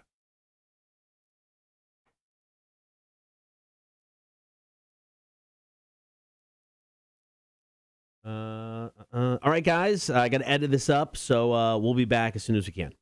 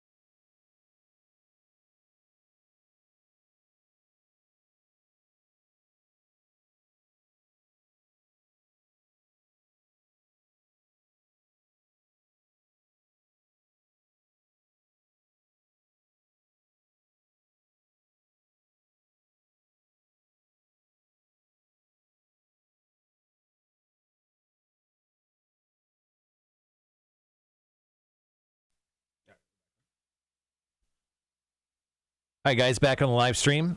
With the loss today, Cotter's record goes to 32 wins, 8 losses, and 3 overall ties. I haven't seen Greg on the chat this morning, and I'm not doing the math, so I think that'll probably bring down his 76% winning percentage. We upset Greg yesterday, and he hasn't come back.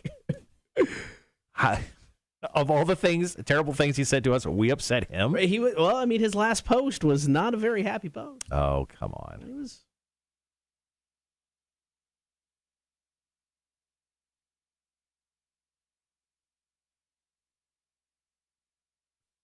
He's a diva. All right. Just waiting for Mac to get in.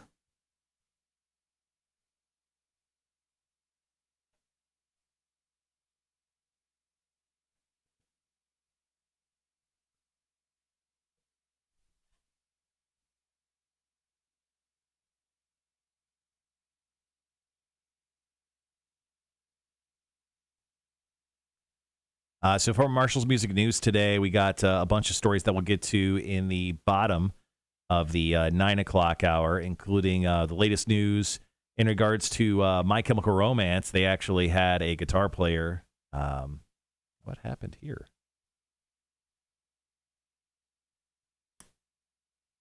Oh, my word's messing up. They had a guitar player get himself hurt. Obviously, it's kind of an issue because they got some shows coming up next year, and he hurt both of his wrists, which is an issue, like I said. Right. So we'll get to that. We'll also get to Breaking Benjamin. There's a story on those guys getting back together and doing a small tour of Papa Roach that I'll talk about. And there's a third story that I don't know what it is because my Word doc just completely dropped out. Oh, shoot. That ain't good.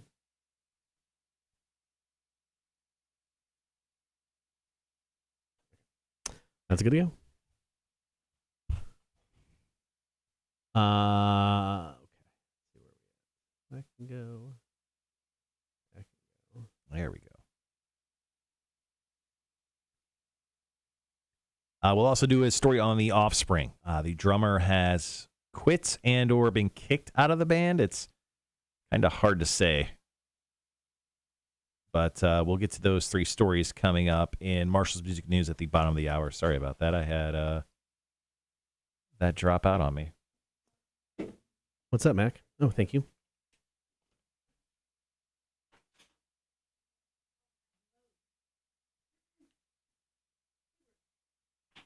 That was it? Damn. Ones in the entire building. Really? Yeah. I'm guessing because it had a mixture of rain and today was the first day of school. Yeah, that's probably not going to help things. No.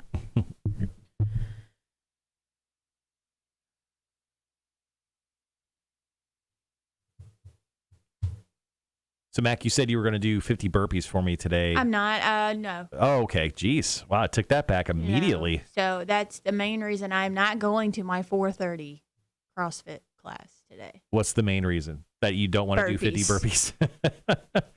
Like burpees at all? I don't like burpees. I don't think anyone likes burpees at all. It's not a I don't top 5 like exercise. burpees, but is his name Cameron that was in the other week? Yeah. He's right. They work. They work. Yeah. You'll be sore for the first 2 weeks, but other than that, thank you for keeping my energy drink cold. You're welcome. Yeah. I looked into getting a 12-pack of these, $30. Yeah, no, not doing that. Really? Yes. So what are you drinking? What is that? This is the Cosmic Stardust. Is the brand name Alani? It's Alani New. I'm good. And it's just like an energy drink, right? Yeah, but it's only 10 calories. It has 0 fat, 200 milligrams of sodium, 5 carbs, and 0 sugars, 0 protein. So, I mean, technically, other than the sodium, it's a healthier version of an energy drink. Really? Mm-hmm. Just because of the calorie count? Does it have all the vitamins in it? All the B's? It has B vitamins in it and biotin, B6, and B12. It's vegan, gluten-free, 0 sugar, 200 milligrams of caffeine. Of course, which I appreciate that. They put that at the very top. 200 milligrams of caffeine. That's a lot. That is that's a lot. That's the average. I think that's the average when it comes to energy drinks. I like it. I should have grabbed a water, but I grabbed this Monster out of the fridge a little while ago, and it is ridiculous. It includes 108% of your daily value of sugars, 54 grams of sugar. Man, that's why I'm having a heart attack right now. And then 250% of riboflavin, niacin, vitamin B6, and vitamin B12, 500% of your daily value. It seems like more than they should put in there. What is riboflavin? I don't know. That's a good thing. Let's Google it. I'll be right back.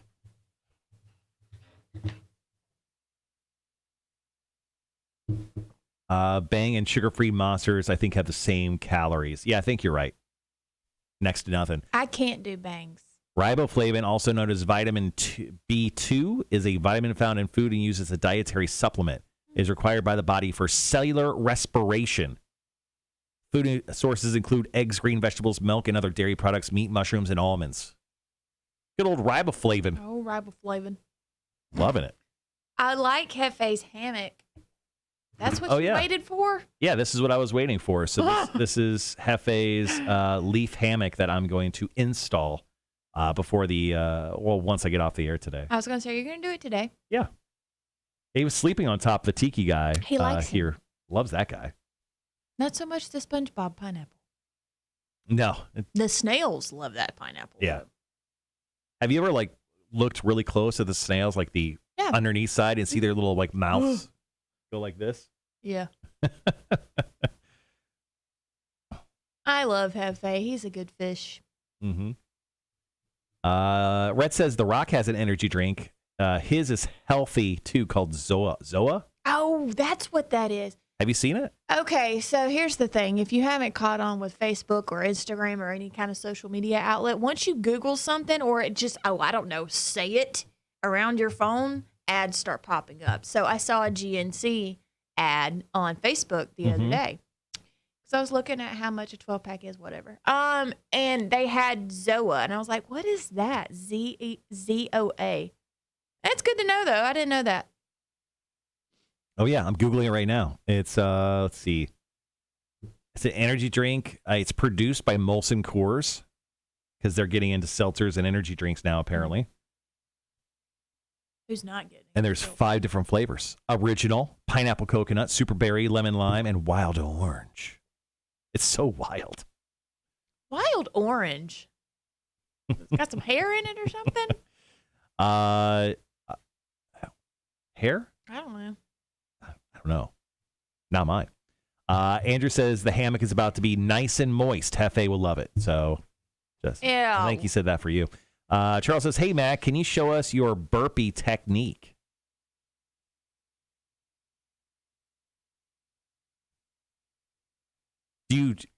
So a lot of people call burpees up downs, right? There's a difference. There's a difference? Let's explain the difference. Up down is you're not jumping up. Like you're going down in the push-up position, but you're standing back up. So why don't they call them down ups? I don't know, Marshall. It was an honest question. I would much rather do up downs than burpees, though. But aren't burpees up downs? You jump up first, then you go down. No, you go down first, and then you jump up. You go back down, you jump up. Or up downs. I Googled how to do a burpee, and they said actually jump up first. No. Up downs. Have I been doing it wrong? Up downs, I don't think has a push up, but burpees do, and you also don't jump up on up downs. See, you're confusing me. It's too early. Liquid says I thought they were called squat thrusts. It's different too. Mm-hmm. Why did I do that? I feel like I just messed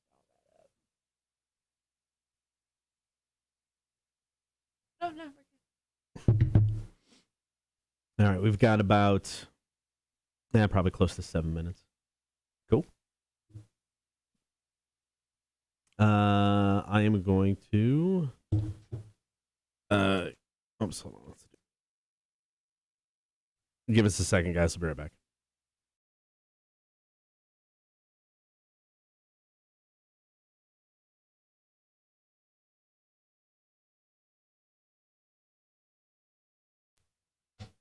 All right, there we go. Don't need that. Don't need that anymore. Don't need that. Okay.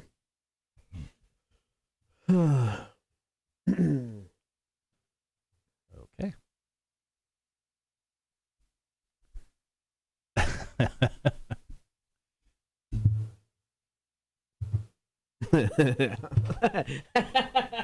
So Mac's mom just is on the chat right now.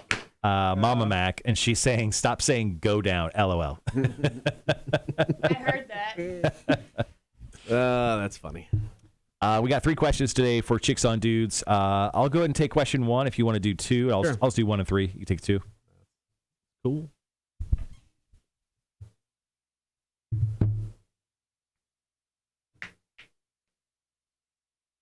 Charles, her name is Mama Margaret, not Mom Margaret. Totally different, bro. Different.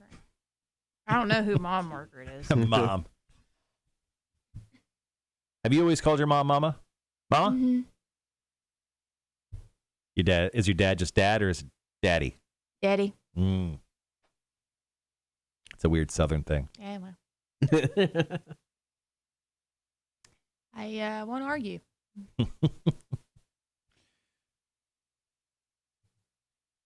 So, Mac, you just got finished watching Loki, which is that Disney Plus series with Tom Hiddleston. Mm-hmm. You mentioned that you didn't love it, and then I heard Jake Thompson across the building scream like a little girl. Yeah. So why didn't you love Loki? Well, after I got the explanation from Jacob Thompson, I like it now. Oh, okay. You changed your mind. That's the first time Jake Thompson's ever changed anybody's mind ever in life. And that's all I can say because I don't know if Cotter's watched it all. I have not. See, you're setting me up for failure and spoiling stuff. I'm not setting you up for anything. I just asked why you didn't like it. I do not say Diddy. In Alabama, it's pronounced Diddy. He ain't Diddy. Don't worry, Rat. We'll put Mac back on the stream. She walked away. That's why I took her off. Sorry. I rubbed my eye and I thought I messed up my mascara, but apparently this is the top dog mascara that you can't rub off. Oh, good for you. We'll see. So I think the deal is still going, but if you happen to have a PlayStation 5, you can actually get 6 months free of Apple TV, which I got the other day. After looking around, there's not much to watch. After I've already stolen the stuff I've wanted to see. I've heard the show Morning Show, which has Steve Carell and Jennifer Aniston. I've heard that's really good. So good. And then I've watched Servant, which is the M. Night Shyamalan one. I guess they put out the second season. I haven't seen that yet. And they don't have much for like films, but they have a bunch of original series. There is a original series called C, which has a second season coming out later this month.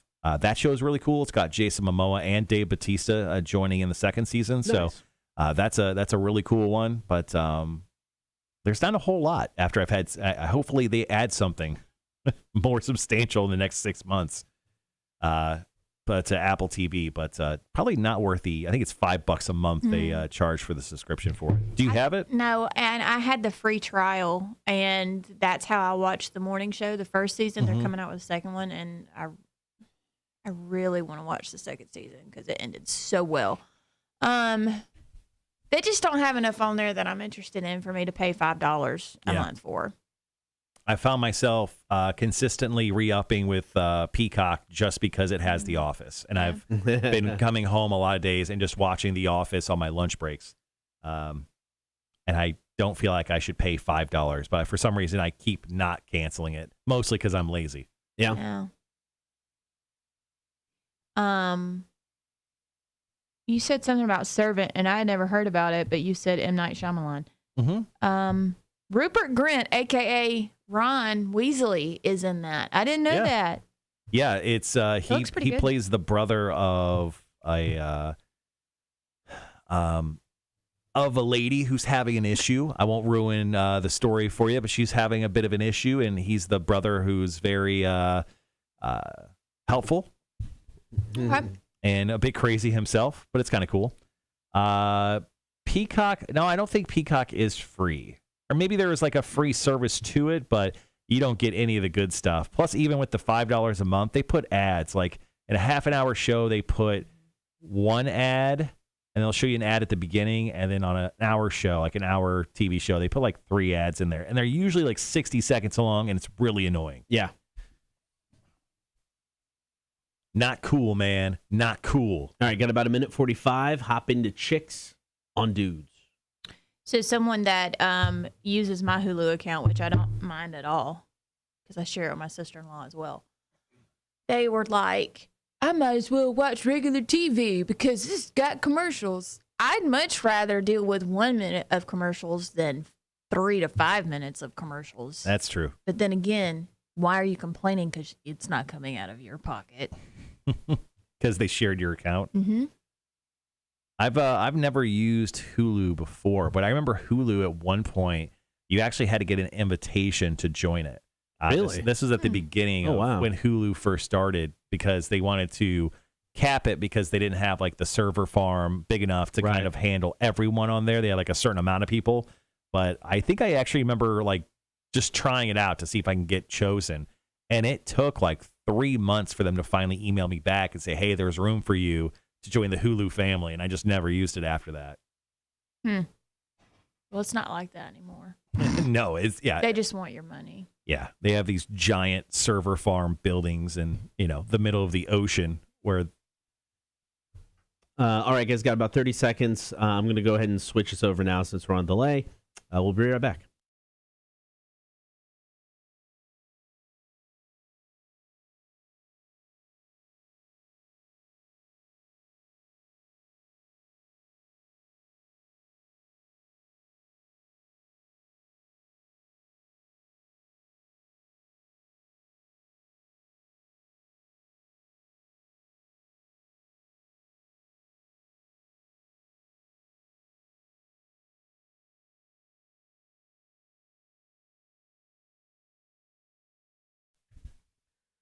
It is time for Chicks on Dudes. This is your opportunity to ask Mac for Bob 106.9 a question that maybe you can't ask somebody in person. You can't do it face-to-face. We'll keep you anonymous. All you got to do is drop us an email, kmshow@rock1061.com. Good morning, Mac. Good morning. Welcome to the studio. You ready for some questions today? Yes. Hard-hitting. Sure. Hard-hitting questions. Yeah. So this first question, actually, it's kind of a long one. So here we go. Matt, Cotter, and Marshall, I need some advice. As a guy, it's sometimes hard for me to come up with a good gift idea to my female friend in a way that it's not too much, if you know what I mean. We're going our separate ways due to college. She has literally made this year the best year of my life, and I'm grateful to have her friendship, and I want to honor that. We've recently celebrated her birthday, and I gave her a special mug with a custom design of our best, funniest, most memorable moments. She loved it. Now I want to give her something to commemorate this closing period. I was thinking of a journal with some pages filled by me with some custom quotes of our moments, photos, and other stuff like that. I'm hoping that's not too clingy. Anyway, do you have any ideas what to give a friend as a farewell gift? It doesn't sound like she's a friend. I feel like you're in love with her, dude. Yeah, a little bit. Yeah. So, Mac, what do you think? I mean, It's a good idea. but in the same sense, there's nothing wrong with being really good friends with the opposite sex. You know what I'm saying? So, what are you saying, Mac? Are you saying this back is to friends the with main benefits? question, Marshall. I like that idea, actually. I wouldn't think, I mean, it just depends on how close you are with that friend. I mean, the cup thing, that didn't seem too clingy, but you're going your separate ways for college. So, I mean, I like the journal of scrapbooking, if you will. I like that. This dude is really in tune with his feelings when it comes to wanting to do a journal. Cotter, do you think a journal's like a little too far? Like the mug, I guess, cool. Maybe she likes coffee. And you're like, oh, like, and you put some crazy sayings on it. Maybe you painted it on there. But like doing a journal, I think that's a little weird, right? I don't know. I don't get the sense that he's got this friend zone relationship thinking there's more there. I mean, I do believe that it's just a friend thing. So it's not like you're never going to see each other again. I mean, you guys are going to keep in contact, I'm assuming. If not, you're crappy friends. So stay in touch with one another. I don't know. I feel like he's trying very hard. Okay. And it's not necessary to try this hard. I don't know. A card saying thank you. You want to get her something fine? I don't know. I just feel like he's doing too much. You're friends. What if he went like the extreme route and just like kind of laid his feelings out there? Because I feel like he's in love with her, but he's like repressing it. Better late than never. I don't know. Yeah. I mean, if he's got feelings for her, then it's just desperate and pathetic. I mean, if there's feelings there, say something. If not, just walk away. Yeah, I mean, he goes, I'm hoping that's not too clingy. Yeah, it seems a bit clingy. Well, I don't know. Have they only been friends for a year, or have they been like friends forever? He said the last year she's made it the best. So maybe they've known each other before that. We're not for sure, the whole context of their relationship. But I guess that would have to be the drawing of the line for me. Like, how long have y'all been friends? how would you feel if a dude was like, hey, we're cool and we're friends and I got you a mug and I'm like, oh, thanks. Yeah, that's really nice. And then I just gave you a journal afterwards, like a serial killer, like I'm the Oklahoma City bomber. If he was like a childhood friend, that'd be different. But if they've only been friends for like a year, that's kind of weird. Well, I mean, I'm getting the impression they've been friends longer. Whether it's childhood or not, I don't know. I mean, with him saying, come up with a good gift idea for my female friend in a way that's not too much, if you know what I mean. I think he's saying there, I'm not in love with this person. Yeah. I just like this person, and I want to give her something as we part ways. But once again, I think he's trying too hard, in my opinion. Let's just settle with some coffee to go with that said mug you got her. Or just Her like a favorite sex coffee? toy with your name on it. All right. Yeah. She'll always remember you. You're weird. With your time away. You're weird. Is it? Is that too much? I don't know. I think that, He's asking, is that too clingy? I don't know. Let's just go all the way. Let's see how it goes. Oh, okay. All the way. All right. all right, we got 2 more questions to go from Mac here on Chicks on Dudes. If you have a question, don't forget you can email it in kmshow@rock1061.com. More with Mac up next, 0936. It's Adrenaline, Rock 1061.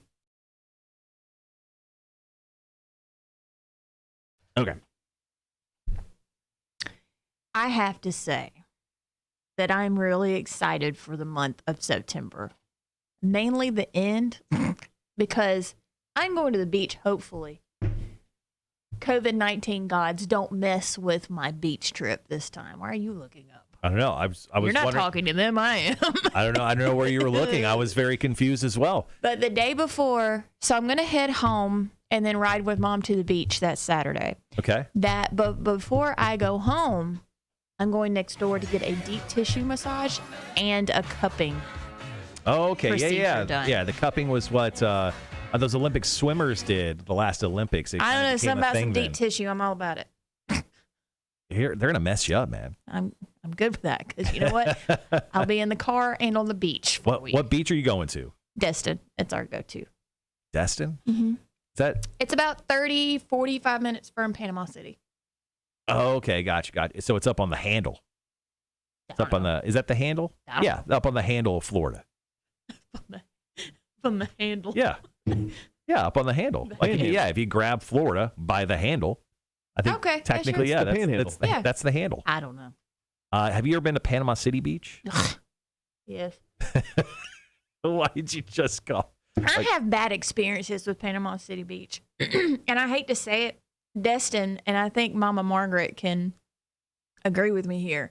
Destin in the next year or so is going to turn into the next Panama City Beach. So it's just going to be part 2. It's going to be the sequel to Panama I call City. it Panama Shitty Beach. Whoa, because language, young lady. it's just, we're not on the air. I know. No. At Panama City is where we went for spring break. Woo-hoo-hoo, as Chandler Bing would say it on Friends. I know y'all didn't get that. No, I got it. I don't like it. Oh, okay. Did you ever want to be a part of, have you seen the TV show Floribama Shore? Yeah, it's funny. He's hanging out on the Yeah. techie. Yeah, it's funny. I think you would be a perfect guest and or member of that TV show. Guest. I like guest. Yeah. We got 50 seconds. You would be perfect for Floribama Shore because they do lots of prayers. They love to get wasted every day. I don't know if you'd like to do that or not, but possibly.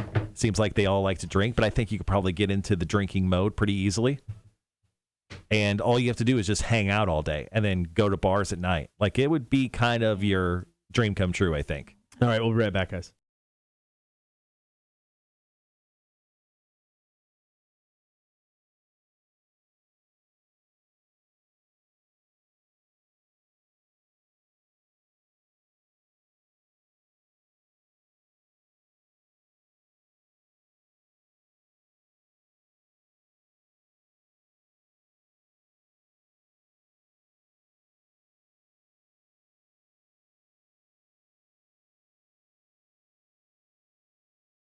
Good morning. Thank you for hanging out on air and on the stream. Cotter and Marshall Show. Mac from Bob 1069 is in studio. Chicks on Dudes. This is when you can ask Mac a question anonymously.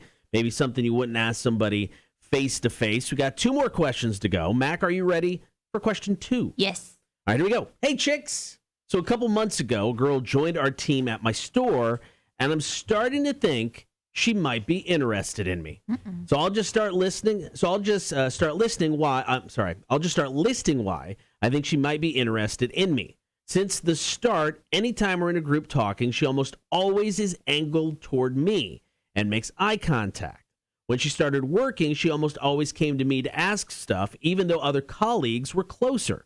Since the first time she talked, she was very quick opening up and talking about very personal stuff.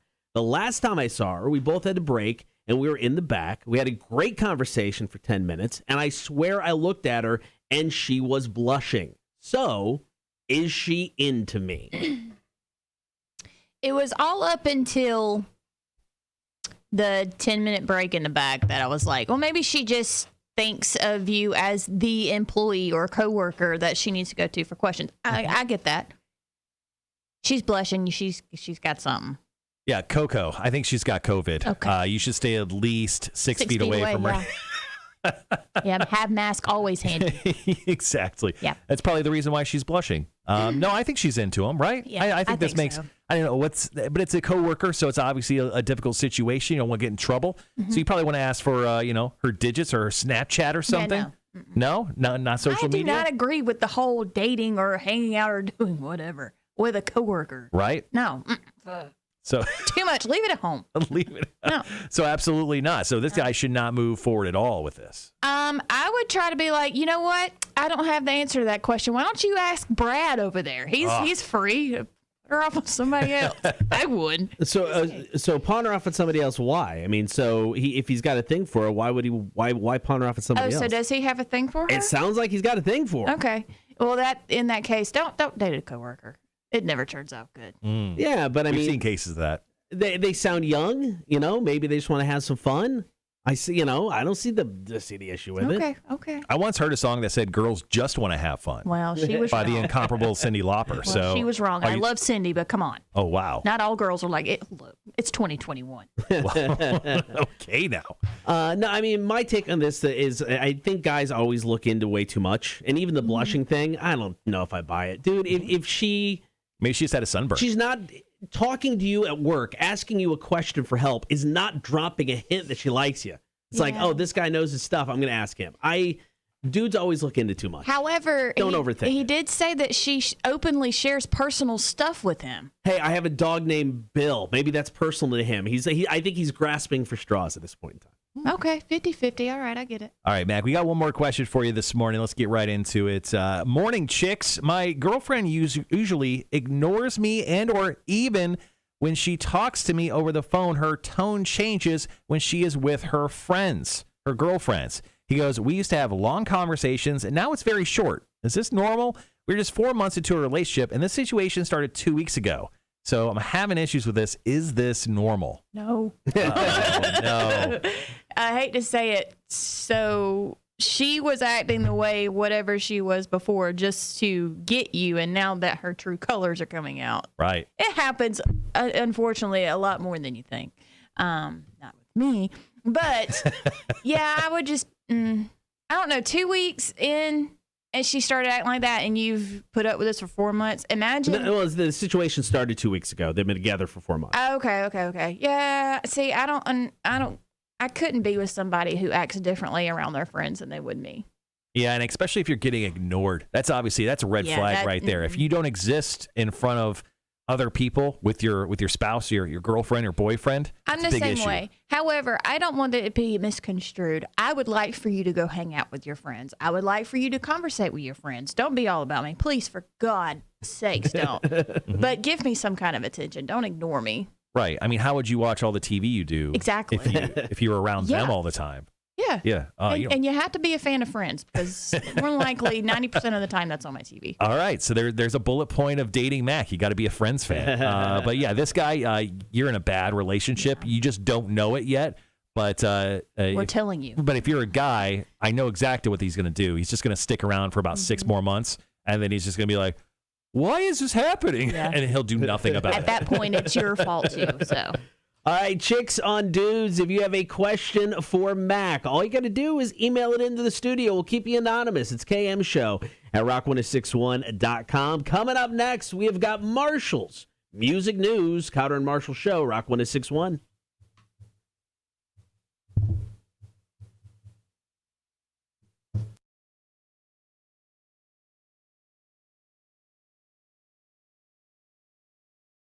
All right, sorry guys, I'm just trying to get us out of this now and dealing with issues on other crap. My apologies. Yeah, I said I would ask. Why are you dressed for winter? I'm not dressed Is that a for sweatshirt? winter. Or is that just a long sleeve shirt? Feel how thin it is. It's very thin. It's very thin. Yeah. Okay. So. It's good for a cloudy. It's good for a cloudy day. Mm-hmm.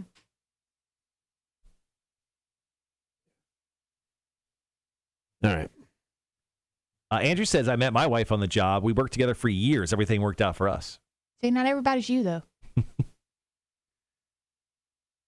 Charles says, workplace romance is bad. Yep. Not speaking from experience, because it's never happened with me. But if be looking from the outside in, yeah, this doesn't. Because no guy likes friends. So there you go. That's why you can't That have too. one. Mama Margaret says, I don't want to hear crap about you being sore while we are there at the beach. So You're going to hear crap from me. I'm sleeping the entire time, whether it be in the condo or on the beach. Night-night. night. And how long are you going to be at the beach? Are you just doing like a weekend or something? For an entire week. Oh, for an entire week? Mm-hmm. We're going to be without you? Mm-hmm. Oh, no. It'll fly by. Mm-hmm. It always does. Is this like a yearly thing you do with your family? Is this like, it's the yearly destined trip? Yeah, so we usually go, with the exception of the past year and a half, we usually go twice a year. Mom usually stays for 2 weeks. I try my best to stay for the 2 weeks, but we're only doing 1 week, which is good for, yeah. So we go in May, and then we also go at the end of September because it's not too hot and it's not too cold. All right, then. We don't do midsummer. No, it's too hot. That's what the beach is for it being too hot. Mm-hmm. All right. Which story are you doing first? Sorry. I'll do The Offspring first. Okay. I like how Cotter apologizes for trying to take care of things. Never apologize for that.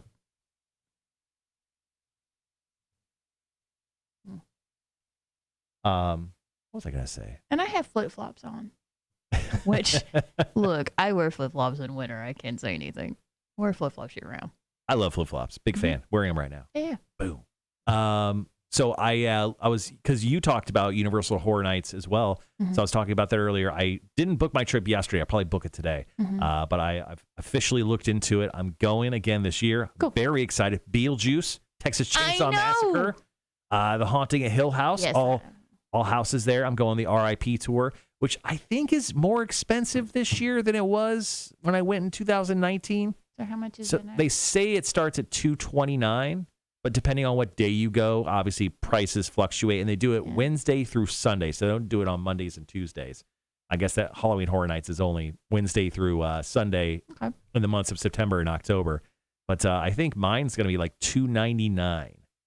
That's not bad, though. And then you buy, well, the thing is, you have to buy a ticket into the park. So that's just for the tour. Okay. So you're just buying that for the tour, and then you can actually, and then you have to buy like a $80 ticket to get into the park. That's still not bad for how you described it the other day. Yeah, that's not bad It's at free all. appetizers, and then Private bathrooms? private Come on. bathrooms. And yeah, they take you up into like these weird like rooms that aren't available to anyone else. They're like through the offices of Universal Studios. They just Very found nice. like these one doors, and they put bars up there so you can like buy drinks. So that's kind of cool. Very cool.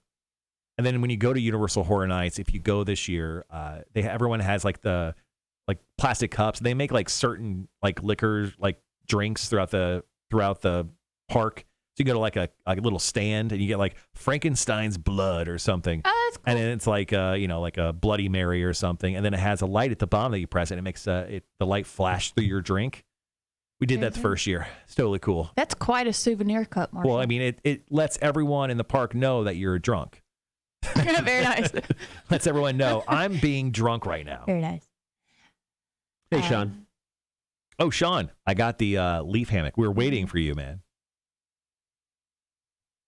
I got the leaf hammock for Hefe, so I'm going to throw that in the tank later on today. But I wanted to make sure I showed you before I put it in. Oh, Hefe. Good old hepatitis A. Wait, B? Oh, no. Yeah, I wanted to go. I just don't think it's going to happen this year. But I think I mentioned that Mom had mentioned the other day that she was talking about doing another trip to Disney and Universal for the beginning of next year. So that'll be cool. That's an expensive trip. She's paying, right? Yep. Okay, good. Merry Christmas. For a couple Christmases, it's just so stupid to get in those parks nowadays. Even if I wasn't, it'd be pretty cheap if I was just doing Halloween Horror Nights and not doing like the Rest in Peace tour. Even if I stayed for 2 nights, went to the park for 2 nights, I could probably get away with spending like $500. But because I'm doing this tour, it's like double that for 2 people. Oh my God. I'm not dressed for winter. Get off of it. It is a crop top and it's very thin. It was the same person who asked. I think you just missed your answer. Oh. It's a crop top. It's very a crop thin. top. It's summer efficient. Ish. All right, we got about 4 minutes, 15 seconds. Yeah, I was very lonely at trivia last night. I bet. Was it the one team that always wins, or are they gone? So now that school has started back, a lot of them are not going to be at trivia until the holidays. Okay. The couple, Chip and I can't remember her name. Yeah. He got a job somewhere else. And then I think it's Steve. The old guy. He said that he was going to start coming up with another couple. Okay. That's always close to winning. Okay. But he said he was going to come If back. Steve ever stops showing up, let me know, because that means I can write one less game a week. Well, he didn't show up last night. Son of a bitch, Steve. But the couple didn't either. It was literally 2 teams. Oh, that means I can use Tuesday's game then for Thursday. Perfect. All right, done and done. Just going to do that. Yeah, the person that came up to me about the job opening was actually one of the waiters at 236. Yeah.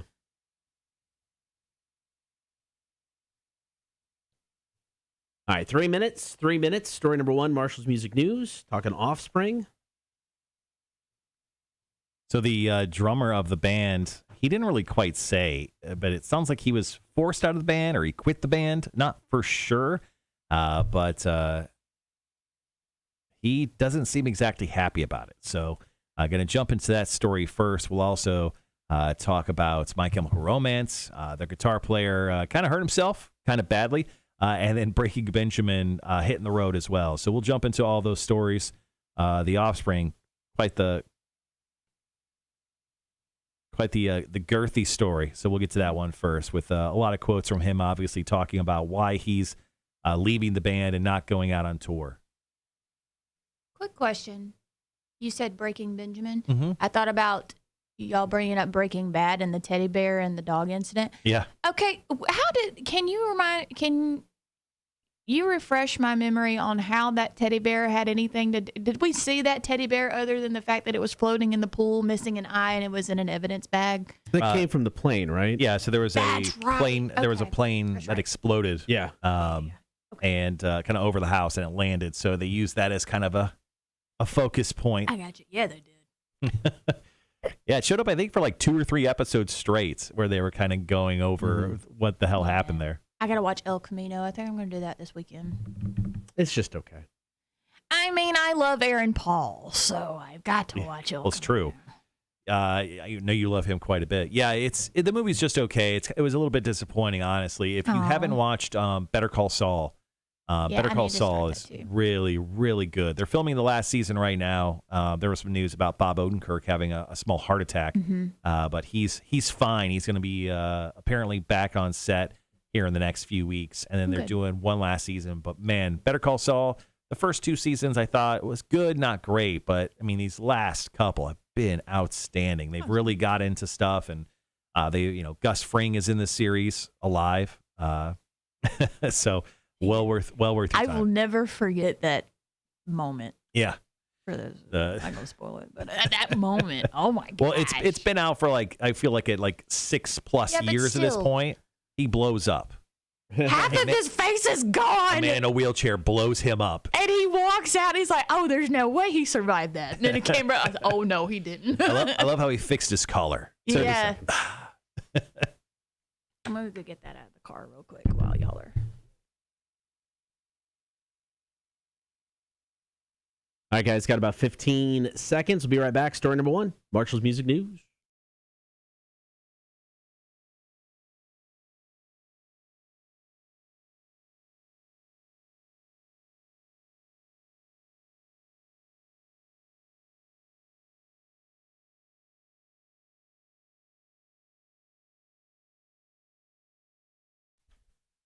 Thanks for hanging out. It is the Cotter and Marshall Show on Rock 106.1. Time for story number 1 of Marshall's Music News. So the Offspring are set to return to the road later on this month in support of Let the Bad Times Roll, their latest album, which came out in April. But they're going to do that without a longtime drummer, Pete Parada. He's revealed currently that he has a medical condition, and it is determined by his doctors that it's best for him not to get the COVID-19 vaccination. He goes, "I've got some unfortunate and difficult news to share. I know many of my close friends and family would prefer to hear this privately first, and I apologize for the public nature of my disclosure, but I don't know how to have the conversation multiple times." He goes, "Given my personal medical history and the side effect profile of these jabs, my doctor has advised me not to get the shot at this time. I caught the virus over a year ago. It was mild for me, so I am confident I'd be able to handle it again, but I'm not so certain I'd survive another post-vaccination round of Guillain-Barré syndrome, which dates back to my childhood and evolved to be progressively worse over my lifetime. Unfortunately,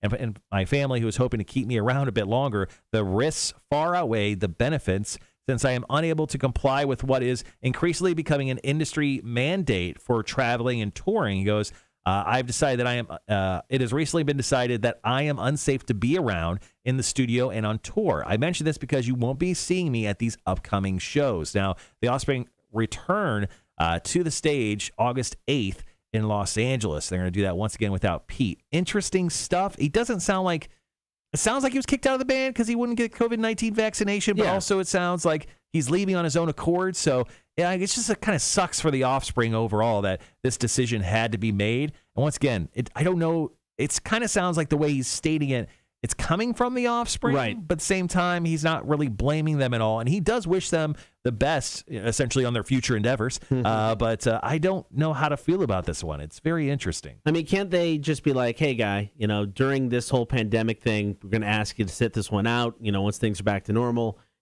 back in the band with open arms"? I don't know. I mean, he's not the first drummer of the Offspring. I mean, he came in right around 2009, so he's been with the band for quite some time. Yeah. But it kind of sucks to see this happen to him. All right, more of Marshall's Music News coming up. Here's the Offspring, Let the Bad Times Roll. Cotter and Marshall Show, Rock 106.1. Yeah, so that just came out yesterday. That just really sucks for him. Liquid says, "That sucks because Offspring are on my bucket list." I mean, you still go see them. Yeah. I mean, they're still there for you, Liquid. It's just the drummer that's been with them since, I think, 2008, Pete Parada is not going to be on that. I'll go off or My Chemical next, and then we'll wrap up with Breaking Benjamin. Cool. Local Romance in concert. Yeah, I've seen them twice before. I saw them in Chicago, and then I saw them at the House of Blues in Vegas, small show. And then I bought tickets for their reunion in Miami, well, just outside of Miami. Just outside of Miami, and that was supposed to happen 2 years ago or whatever it was now at this point. It was supposed to happen in September of 2020, and now it's not going to happen until September of 2022. So I still have those tickets, and they're great seats. Oh man. And I think I bought them for like $300, and on the secondary market they're going for like $900. Oh God. Okay. And that was like right after I bought them too. Like it was stupid. And I'm like, initially I wanted to put them up for sale immediately. Yeah. And I probably should have at this point. I know, right? But I mean, the plan is still I'm going down to Miami to see them. They're playing on a Saturday, so I mean, Nice. like it's going to be a great time. And it's kind of in the middle of their tour too, so it's not like the first couple shows where they're not going to be, and maybe they're not tight yet, or maybe they're not. So they'll be into the middle of that tour. So when they're playing, so I'm hoping they sound great. But they throw on such a great show, high energy. I loved My Chemical Romance and Panic at the Disco. I can remember waiting for the school bus in middle school and watching Little Mac with her video iPod. No, I didn't have one of those. Anyways, and I was watching MTV in the morning, and they would always play My Chemical Romance and Panic at the Disco, and I remember those music videos to this day. Eating my toaster strudel. I saw the best tweet about MTV the other day. So MTV just celebrated their 40th anniversary as a TV station. Yeah. And someone tweeted out, happy 40th birthday, MTV, and thanks for the 15 years of music. Absolutely. It's about right. Yeah. And it's so funny. So the day MTV turned 40, someone also wrote, in celebration of MTV turning 40, they decided to celebrate themselves by playing 24 straight hours of ridiculousness. And I was like, yeah, that was kind of a missed opportunity. They obviously don't care about their product very much. No. They don't care about the history. Which is sad. It is. Was MTV where Jackass was on? Yeah. Okay. Yep. When does the fourth Jackass come out? Is that this October. fall? Nice. Yeah. All right, guys, be right back.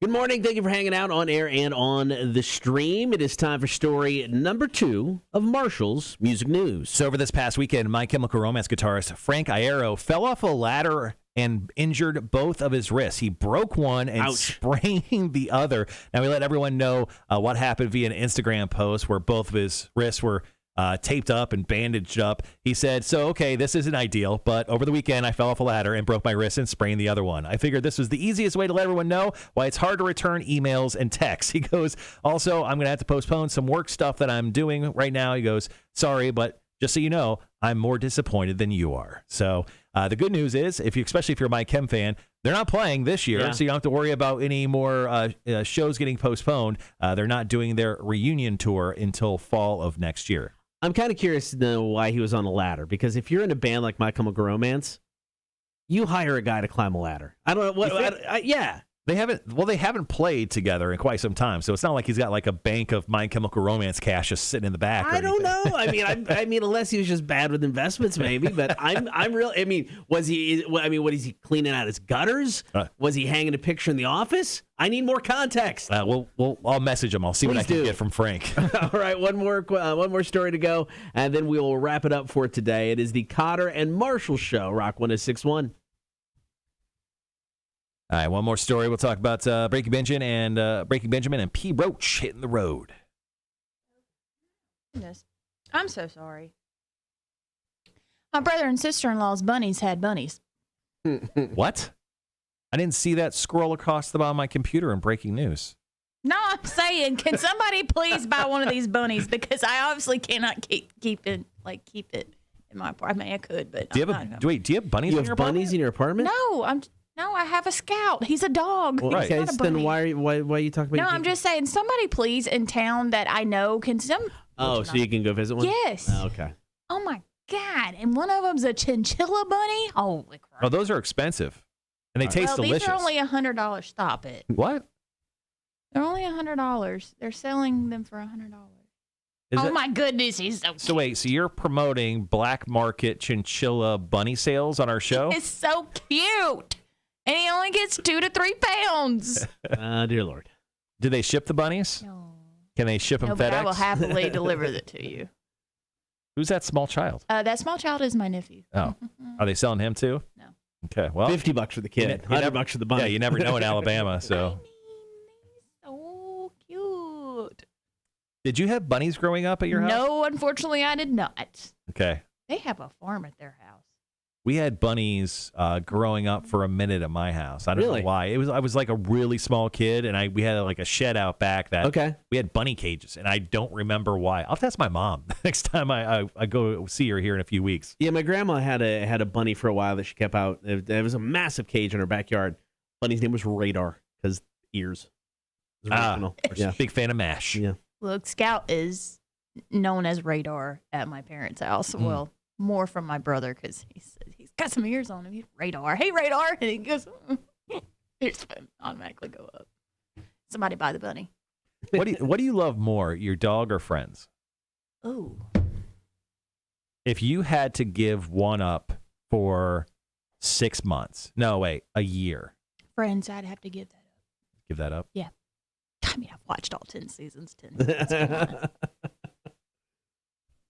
What's your favorite episode? Oh, I don't care. That's a good point. You do that. You son of a bitch. I knew you'd do that. You do that. Oh, man. So, Mac, what do you got going on this weekend? Remote, Where are you going to be? Chatham Parkway, Toyota from 11 to 1 off of I-16, 162 exit. 7 Park of Commerce Way. That's right. Oh, love that place. Mm-hmm. I haven't been out there in a while. They Yeah. had a Bronco in the parking lot. Yeah. Old one? No, one of the, The new newer ones? ones. Eh. The ones that look good. See, the 'Cause new ones just look like an SUV. They don't look like a Bronco. I don't know. I kind of I like the new look I of the like Bronco. the old version Bronco style better, but they're not. Okay, there's a sport Bronco, and then there's like Bronco. The Right. Bronco looks better than the sport one, in my opinion. Okay. Broncos are kind of cool. But what were Broncos doing at a I don't Ford know. dealership or a Toyota It's dealership? none of my business. Somebody trade one in and they knew brand new. Juana says, oh, my God, we got 2 bunnies from a friend's grandpa, and holy F, it seemed like overnight the numbers escalated with bunnies. Mama was pissed. We didn't know it was a male and a female. Uh-oh. Make a sweet bunny love of your house. You had no idea. So these bunnies had 6 bunnies, but 3 of them died. Well, that's But very there's- sad. So they're know. bunny murderers, too? No, they just died. How much do they do this? Are they like black market I don't bunnies? And are these family or friends? What is this? The My peop- sister-in-law and my brother. Oh, And they have baby goats. baby goats? Mhm. Oh, okay. They have a farm. Liquid says, do they do Roxanne by Sting as a drinking song down here in the South? I heard of that back when I was in Illinois, but I haven't heard anybody doing it here. So you drink when when he sings Roxanne, one person drinks, the other person, every time you don't have to turn on the red light, you drink. So by the end of it, you are shit-faced. That's a good Friends moment, by the way. Phoebe says, Ross can, when she finds out that his son goes to school with Sting's son. And she wants tickets to see the show. Oh, I remember that episode. And then she gets a restraining order put against her. Do you? Oh, were you? I do. No, I do remember that episode. Ross can. Yeah. I don't know what's better, that one or Hold Me Closer, Tony Danza. I'm such a dork. I'm so Yeah, sorry. You really are. As SpongeBob would say, I am ugly and I am proud. I am a dork and I am proud. I've watched 0 episodes, I think, of SpongeBob. Maybe 1. I've watched a couple, but yeah, it's funny, but not my thing. You know what episode I like? I like the dance party he has with the jellyfish inside his house and Squidward's trying to like sleep. Yeah, I never And saw yeah, that one. that's funny. And the Krusty Krab pizza is the pizza for you and me. It's so funny. You need to YouTube that. How high do I need to get to enjoy No. SpongeBob? Well, I don't know. Yeah. So you say none, Cotter says all of it. So I'll Yeah. just go right in the middle. Watch that episode. Krusty Krab pizza episode. Send me the link. Hilarious. Send me the Sure. link. I got about almost 3.5 minutes. Liquid says, yeah, the Roxanne drinking song says works great if it's split between girls and guys for the chorus. I'm down. I don't think I've never done that personally before. I've never even heard of that. Yeah. Mm. Marshall.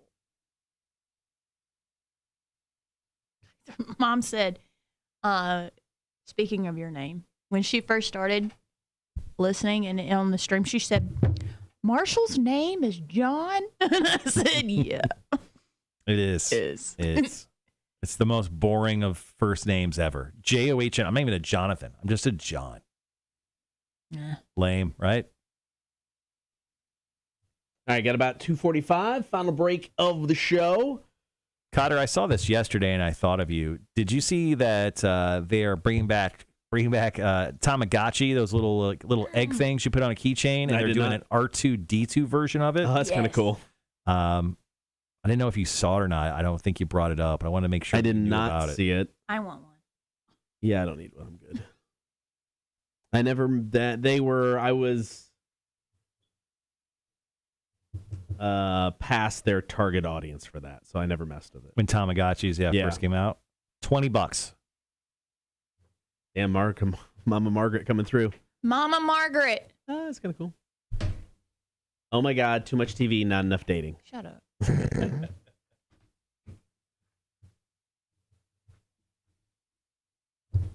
You would pick her side. No, I don't think anybody picked a side. You showed what she said. You said Mama Margaret coming through. Sure. You can't ask him to remember what he just said. Wasn't meant as an endorsement. How's that? You're going to have a great old time when you go to the beach with your mom. I don't mind hanging out with my mother. You're going to try to sleep, and she's going to have a little squirt bottle just squirting you awake. She'd better Get out not there. quit giving her ideas. So I'm going home next weekend, and I've got Friday the 13th off just because I wanted an extra day with my mom. I'm going to be pretty busy in Atlanta next Saturday at the Friends exhibit anyways. And we didn't get to spend much time together last time I was there, so she took off that Friday. And I said, hey, have you figured out what we're doing on that Friday? And she said, no, what do you want to do? I said, well, for one, I'm sleeping in with no alarm. Zero alarm. I hope she does bring a little squirt bottle No. to squirt you awake, like you're a cat. You better not. All right, got about 45 seconds. Before you know it, she's going to be going, pss, pss, pss. She'll tell you to get up, and she'll put treats down. She'll put little protein bars, and then it'll lead up to like ooh, a piece of candy. Yeah. Ooh, piece of candy. I figured you'd like that. Figured correct.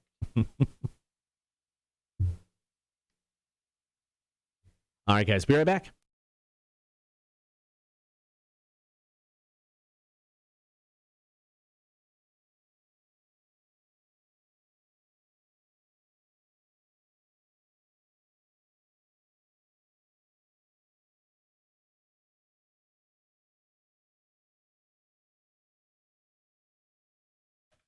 All right, before we get out of here, we got one more story with Marshall's Music News. So Breaking Benjamin just yesterday announced a short run of U.S. tour dates this fall with Papa Roach. Now, Memphis Mayfire is going to open up all those shows, and it's their first run of dates since COVID-19 really kind of kicked in last year. Now, tickets for the general public will go on sale this coming Friday, starting at 10 a.m. over at their website. Now, unfortunately, nothing really close to us. They do have like a small string of Ohio shows. I don't know, just showing Ohio the love for this run. So this is all in September. They're starting off in New Hampshire, and they're going to New Jersey, Ohio, Connecticut, Pennsylvania, Ohio, and West Virginia.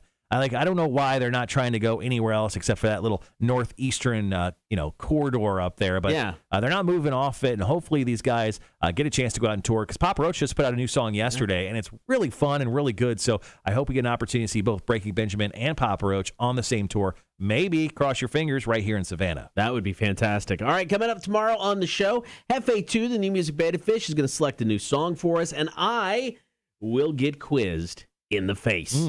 Thank you guys for hanging out on the stream and on air. We'll talk to you tomorrow at 6 o'clock. Cotter and Marshall, Rock 106.1.